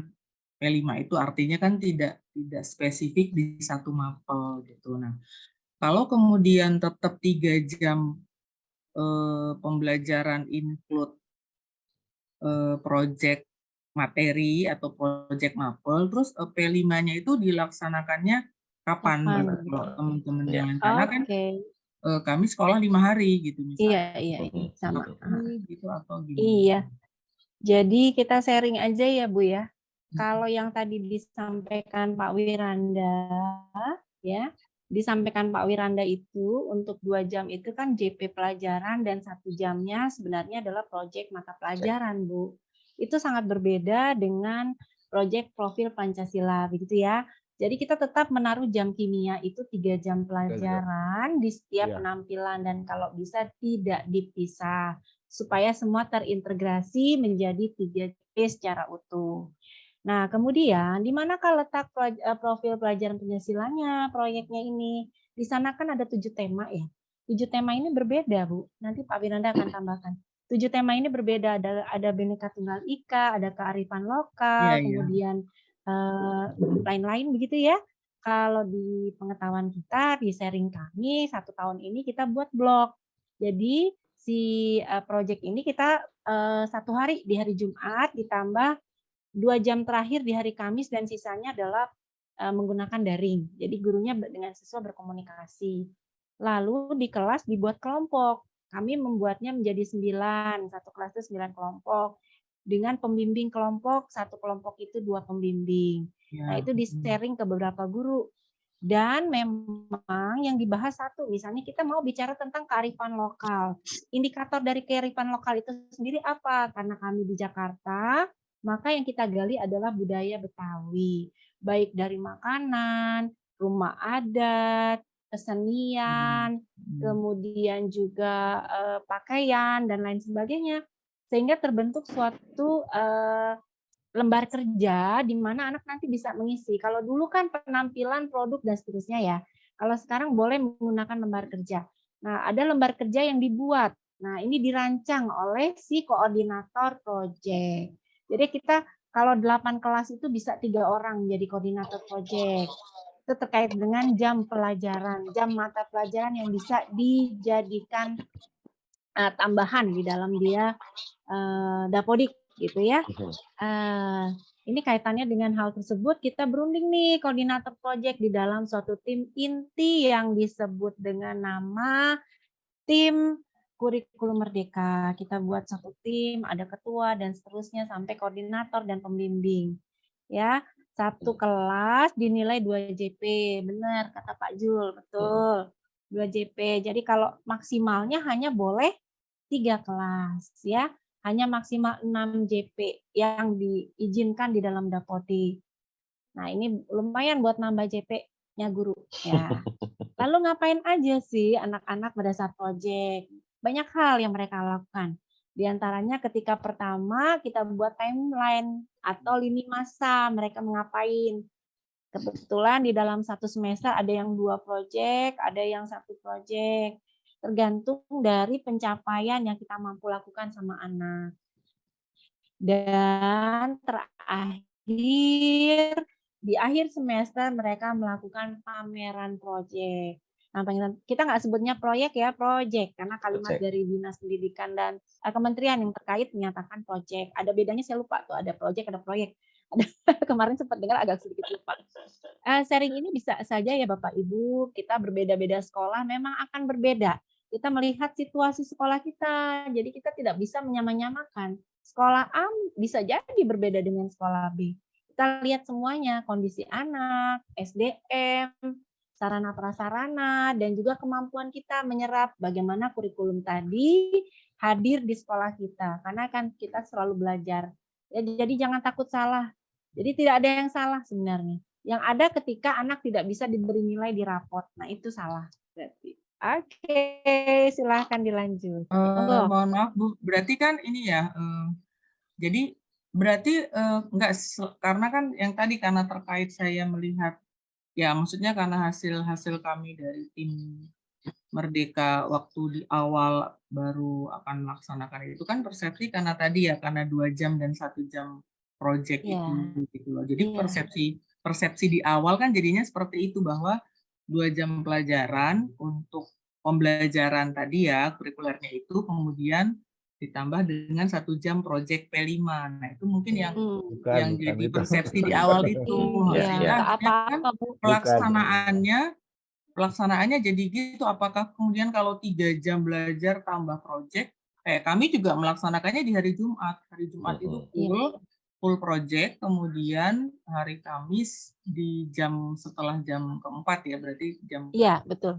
Jam itu tetap dan kami sudah melaksanakan 3 proyek, kemudian sudah pameran, sudah dari hasil pameran sudah menghasilkan, artinya anak-anak menjual produk dan dapat dana lumayan lah gitu ya proyek. Nah, jadi itu yang tadi saya agak agak terkejut juga gitu. Berarti kan berarti yang ya supaya menyamakan persepsi saja ya, jangan sampai salah gitu. Dari pengalaman itu loh, karena kan itu berarti di fase E itu juga tetap 3 jam ya belajarnya berarti. Iya, 3 jam. Hanya saja kita belum familiar ya untuk proyek yang mata pelajaran ya, karena kemarin sempat juga dengar sih, karena masih sulit dilakukan juga. Kita sendiri yang baru pertama kali mengalami ini kesulitan gitu ya. Karena kalau kita udah ada proyek profil Pancasila, kita bikin proyek mata pelajaran, itu teman-teman tuh di sekolah saya kebetulan masih agak galau gitu. Dan kita ngobrol dengan pengawas dan juga ada ya yang bisa ditanya, masih diizinkan gitu loh untuk membuat proyek masing-masing. Sebenarnya ada proyek gabungan tuh mata pelajaran apa namanya ya, MIPA gitu atau apa ya, bentuknya seperti kok saya lupa istilahnya. Memang kalau kolaboratif gitu memang agak kolaboratif. sulit. Iya, kolaboratif harus cari indikator ya. Timing yang tepatnya gitu juga agak sulit gitu. Iya, kalau jumlah kelas banyak dengan jumlah siswa ya kayak tadi diferensiasi itu kalau jumlah siswa sedikit efektif gitu. Tapi kalau jumlah siswa besar, mohon kayak sekolah kita kan jumlah siswanya. Jadi diferensiasi itu agak sangat sulit sekali ya, karena kayak itu seperti itu gitu. Jadi akhirnya itu yang menjadi kendala ya gitu ya. Terus kemudian yang saya lihat tadi, saya kaget juga ketika melihat 2 jam plus 1 jam itu ya, terus kemudian melihat materi. Tadi kan di chatting tuh ada temen yang ada Bapak Ibu yang bertanya, materinya tiba-tiba langsung persamaan reaksi gitu ya kan, di kimia hijau itu tiba-tiba ada persamaan reaksi besi berkarat dan seterusnya gitu. Tapi kan seperti sesederhana itu, padahal kita kan tetap mau nggak mau harus ada itu ya runutan pembelajarannya kan, nggak mungkin nggak ngajarin tata nama, nggak mungkin nggak ngajarin betul, Bu. itu kalau belum belajar tiba-tiba persamaan reaksi itu kan nonsens banget ya untuk anak SMP baru masuk SMA gitu. Jadi seolah-olah mudah, tapi padahal sebenarnya di prakteknya kan tidak semudah apa yang tercantum di itu ya Pak, di pemahaman dan itu tadi itu yang di CP-nya itu maksud saya. Ini ada Pak Hotman, maaf, ini ada Pak Hotman mungkin akan memberikan tanggapan di bagian ini. Pak Hotman mau bertanya atau memberikan tanggapan? Terima kasih Bu. Ini saya pingin inikan Bu Alif ya, kayaknya dari kebingungannya kayaknya bisa apa namanya seperti apa yang terjadi di sekolah saya. Nah, kalau untuk proyek kan sebenarnya kan untuk IPA itu kan 21 gitu ya. 2 untuk yang ininya, satunya untuk proyek seperti itu. Nah, kalau di sekolah saya itu kan kami hitung itu kalau di IPA kan berarti 3 untuk proyek ya. 3 fisika, kimia, biologi gitu, 3. Terus nanti di pelajaran lain ada kayaknya sekitar 10 jam ya. 10 jam itu untuk yang proyek yang P5. Nah, kami di situ diskusi dengan kurikulum itunya, kami ambil 2 itu untuk penguatan di bahasa, terus di IPA itu kami kembalikan tetap 3, terus kami pakai P5 itu sebanyak 6 jam. Jam ini kayaknya cukup untuk, karena kebetulan kami pilih 4 tema, 2 di 1 semester ganjil, 2 di semester genap, seperti itu. Wow. Itu kami pilih 4 seperti itu, 4 tema, dan itu kami reguler, kebetulan reguler nggak blok. Jadi hari Selasa di jam 7.89 ya, 8.9.10 itu dia P5 karena dia kan akan terpisah dari pelajaran ya. Jadi kemudian di Kamisnya juga seperti itu. Jadi dia anak kelas 10 itu di kelas di hari Selasa dan hari Kamis mereka dapat P5-nya karena kami normal gitu, reguler seperti itu. Jadi karena kami butuh penguatan di IPA sehingga kami tetap di 3 periode, nggak kami kasih ke P5, dan di bahasa Inggrisnya juga kami butuh penguatan lagi di bahasa Inggrisnya. Jadi kami ambil 2 dari itunya. Jadi itu kesepakatan kami, dan proyeknya itu ya ketika melakukan satu tema itu cukup waktunya buat anak-anak sampai mereka itu pameran ini semua hasilnya itu cukup dan memuaskan, seperti itu kira-kira Bu Alifia. Jadi akhirnya itu keputusan sekolah sih. Jadi kalau mau diambil semua untuk P5 juga nggak masalah. Tapi kalau ada pertimbangan seperti kami, karena kami butuh di IPA itu harus banyak penguatannya, butuh di bahasa Inggris itu ada penguatannya, jadi kami ambil kembali gitu. Jadi hanya untuk P5 itu hanya sekian jam itu cukup. Dan kami pemilihnya 4 tema untuk 1 tahun, seperti itu Ibu Alifia gitu. Terima kasih, cuman ini karena Bu Alifia kayaknya sepertinya bingung gitu, kenapa kok beda-beda gitu di setiap sekolah gitu. Ya memang beda-beda ya. Sudah Terima kasih. Terima kasih Pak Hotman. Terima kasih Pak J. Pak Hotman ini luar biasa, 1 tahun 4 ini kita aja 3 udah 4 3 aja udah lumayan. Jadi kalau 4 pengaturan lini masanya lumayan. Karena kebetulan mulai dari dulu kami udah berdasarkan proyek-proyek seperti itu, Bu. Jadi sebenarnya yang masuk ke kurikulum itu 4, tapi yang di luarnya itu kita ada itu dalam setahun itu ada 5 atau 6 proyek anak-anak yang harus kita jadi seperti student performance seperti itu. Jadi kalau dia misalnya ada kegiatan Health and Green Day seperti itu, jadi anak-anak itu punya aktivitas yang banyak. Tapi yang kita ambil yang sesuai dengan tema itu 4, di luarnya itu kita masih ada. Seperti itu untuk anak-anak biar berkreasi gitu, bisa buat sesuatu produk yang mereka hasilkan sendiri, seperti itu sih. Itu Bu, karena itu dari zaman dulu udah 2005 kami udah buat seperti itu. Ya. Boleh tahu Pak Hotman dari sekolah mana? Pak Hotman? Kami SMA Sugar Group, Pak. SMA Sugar Group yang produksi gula. Oh, oke. Ya. Di Lampung, Pak, di desa terpencil, daerah terpencil kita. Pernah bertemu ini di Pernah dengar ya? Pak. Gula ya. Ya, cuman kita bersyukurnya perusahaan itu mendukung 100% untuk pendidikan, itu semuanya gratis, fasilitasnya juga internasional dikasih karena kita ada di pelosok gitu. Jadi harus disiapkan semuanya ada di situ, nggak perlu kita berangkat menuju kemana-mana gitu, seperti itu. Iya, mantap. Jadi bagus, Pak. memang full ini, dan sekolahnya juga gratis untuk anak karyawan. Oke. Terima kasih banyak Pak Hotman. Keren ya. Bisa menguatkan luar biasa ya. Oke. Moga-moga memperjelas ya Bu Alifia yang disampaikan Pak Hotman ini. Siap. Sekaligus juga memberi penguatan untuk teman yang ada di tempat lain ya. Ini tadi ada yang lebih realis, sudah dijalani ya, sudah digunakan seperti ini, sudah panjang. Juga demikian juga dari yang disampaikan oleh Bapak Ibu di kesempatan ini. Mohon maaf masih pasti ini pertemuan ini menjadi hal yang baik ya. Ditandai dengan yang bergabung sangat banyak, tadi tembus 200-an, dan ini juga masih bertahan 180 lebih. 182 dari Bapak Ibu yang lain. Maaf sebelum diakhiri ini masih ada sekitar 2 menit. Tapi ada pertanyaan menggelitik sedikit Pak Wir. Ini nanti ngaruh nggak dengan jumlah jam mengajarnya guru, Pak? Ketika kurikulum nanti diterapkan seperti ini dan semua sudah berjalan, mempengaruhi nggak nanti, karena ada kekhawatiran sertifikasinya gimana? Itu salah satu aja. Gimana Pak Wiranda? Karena ini yang Pak Wiranda yang lebih regulasi banyak terlibat dengan regulasi. Dari regulasi. Gitu. Iya, kalau dari regulasinya kan akhirnya kan diambil yang kata-kata terakhir tadi. Semua bergantung kepada keadaan dan kondisi guru di sekolah. Jadi kalau kita ikuti aturan yang sesungguhnya, yang realnya, mungkin tidak akan bisa kita melakukan itu.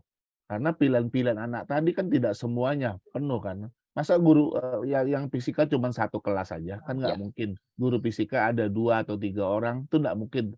Kita harus mengakomodir semua apa itu. Makanya nanti regulasinya pada waktu membuat aturan tersebut dibuat yang terakhirnya yang terakhirnya itu bergantung kepada kondisi keadaan guru di sekolah. Akhirnya seperti itu.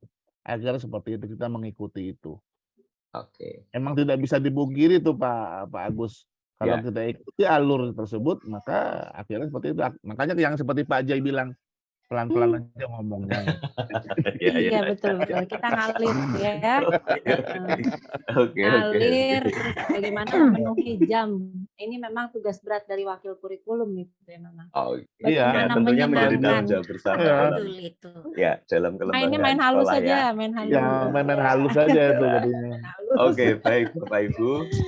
Iya. Ternyata obrolan kita tentang kurikulum merdeka ini ternyata sungguh menarik, menantang untuk kita Iya, semua. betul. Karena ada keingintahuan yang dalam, yang kuat untuk bisa menyesuaikan diri. Karena kita rutin yang memang ya harus kita sadari. Kita harus terus belajar. Kita harus menyesuaikan zaman. Tuntutan kurikulum seperti ini maka kita menyesuaikan. Tapi sekali lagi Bapak Ibu tadi yang juga digarisbawahi oleh Budian dengan kurikulum merdeka ini masuk itu diangkat. Nah, sebentar kita paling- move dulu. Oke. Masih ada yang ini sebentar Pak Agus siapa ya? Ya. Ya, ini saking gayungnya ini lagi. Iya. Ya, sebagaimana Oke, yang tadi monggo. Budian sampaikan. Oh iya, tadi ada Ya. Ibu Alivia. Alivia bilang terkait tentang jam kimia hijau. Bu, Oke. Iya. untuk kimia hijau nih kita tergantung kita di MGMP-nya kita.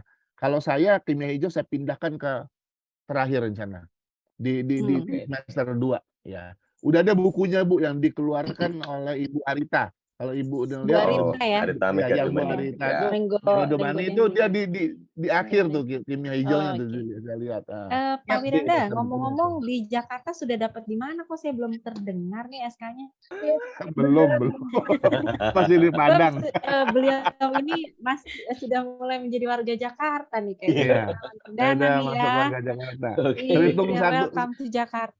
Iya, 1 Juli Bu Eni. Ya. 1 Juli ya. Ya, nanti Pak barengan ulang tahun Wirada, saya, Pak Daniel. mohon izin Pak Wirada karena sudah ditanya Bu Heni perlu ada penyambutan tuh. Oh iya. Warga Jakarta. Nanti kita kumpul di Jakarta semua Iya, ya. iya. Ayo kita Oke, bikin sekali acara lagi, Pak Bapak Agus, Ibu. jangan Kita segan-segan. acara, Ada Pak Gayung-gayung Cang, ini ternyata. Buding, Baik, yang akan sekali lagi. datang nanti. Bapak Ibu, terima kasih atas dukungannya, kehadirannya. Bromin, ngobrol bareng admin, ternyata sungguh bisa menjadi sarana kita untuk saling berbagi, saling belajar. Kita sama-sama belajar. Kesulitan yang dihadapi oleh 1-2 orang guru bisa jadi menjadi inspirasi untuk yang lain ketika berusaha menyelesaikannya, berusaha mengatasinya. Jangan lupa kita sebagai guru, tanggung jawab kita yang utama adalah menulari, tidak sekali lagi mengajari sekarang. Untuk dia bisa mengimplementasikan pelajaran yang dia pelajari di kelas untuk kehidupan mereka sehari-hari. Dan itu tentunya lebih penting dalam kehidupan bagi siswa dan kita juga terus saling belajar. Dan jangan lupa tadi juga diingatkan oleh Bapak Ibu guru dalam kesempatan ini, tidak perlu terlalu bingung ketika nanti harus menata, mengatur ini itu, karena itu juga tergantung bagaimana kondisi siswa, kemudian sarana prasarana yang ada, dan tidak lepas dari SDM yang ada di sekolah kita masing-masing. Penyesuaian masing-masing tentunya itu harus kita lakukan untuk melayani siswa secara lebih baik, semakin baik, dan semakin baik. Terima kasih perjumpaan kita malam hari ini. Kita akan ketemu dalam Bromin sesi yang lain. Tentunya kami mewakili semua pengurus PPSKI Pusat. Matur nuwun, terima kasih dalam waktu yang sangat singkat mendapatkan apresiasi dan dukungan dari Bapak Ibu semua. Terus jaya Guru Kimia Indonesia. Semangat. Selamat malam. Kita akhiri. Selamat malam. Oke, Terima kasih bagus. Selamat malam Bapak Ibu, terima Selamat malam. kasih. Bapak Terima kasih Bapak-bapak, Bapak Ibu pembicara yang luar Terima biasa. kasih Bapak Ibu. Sudah berbagi.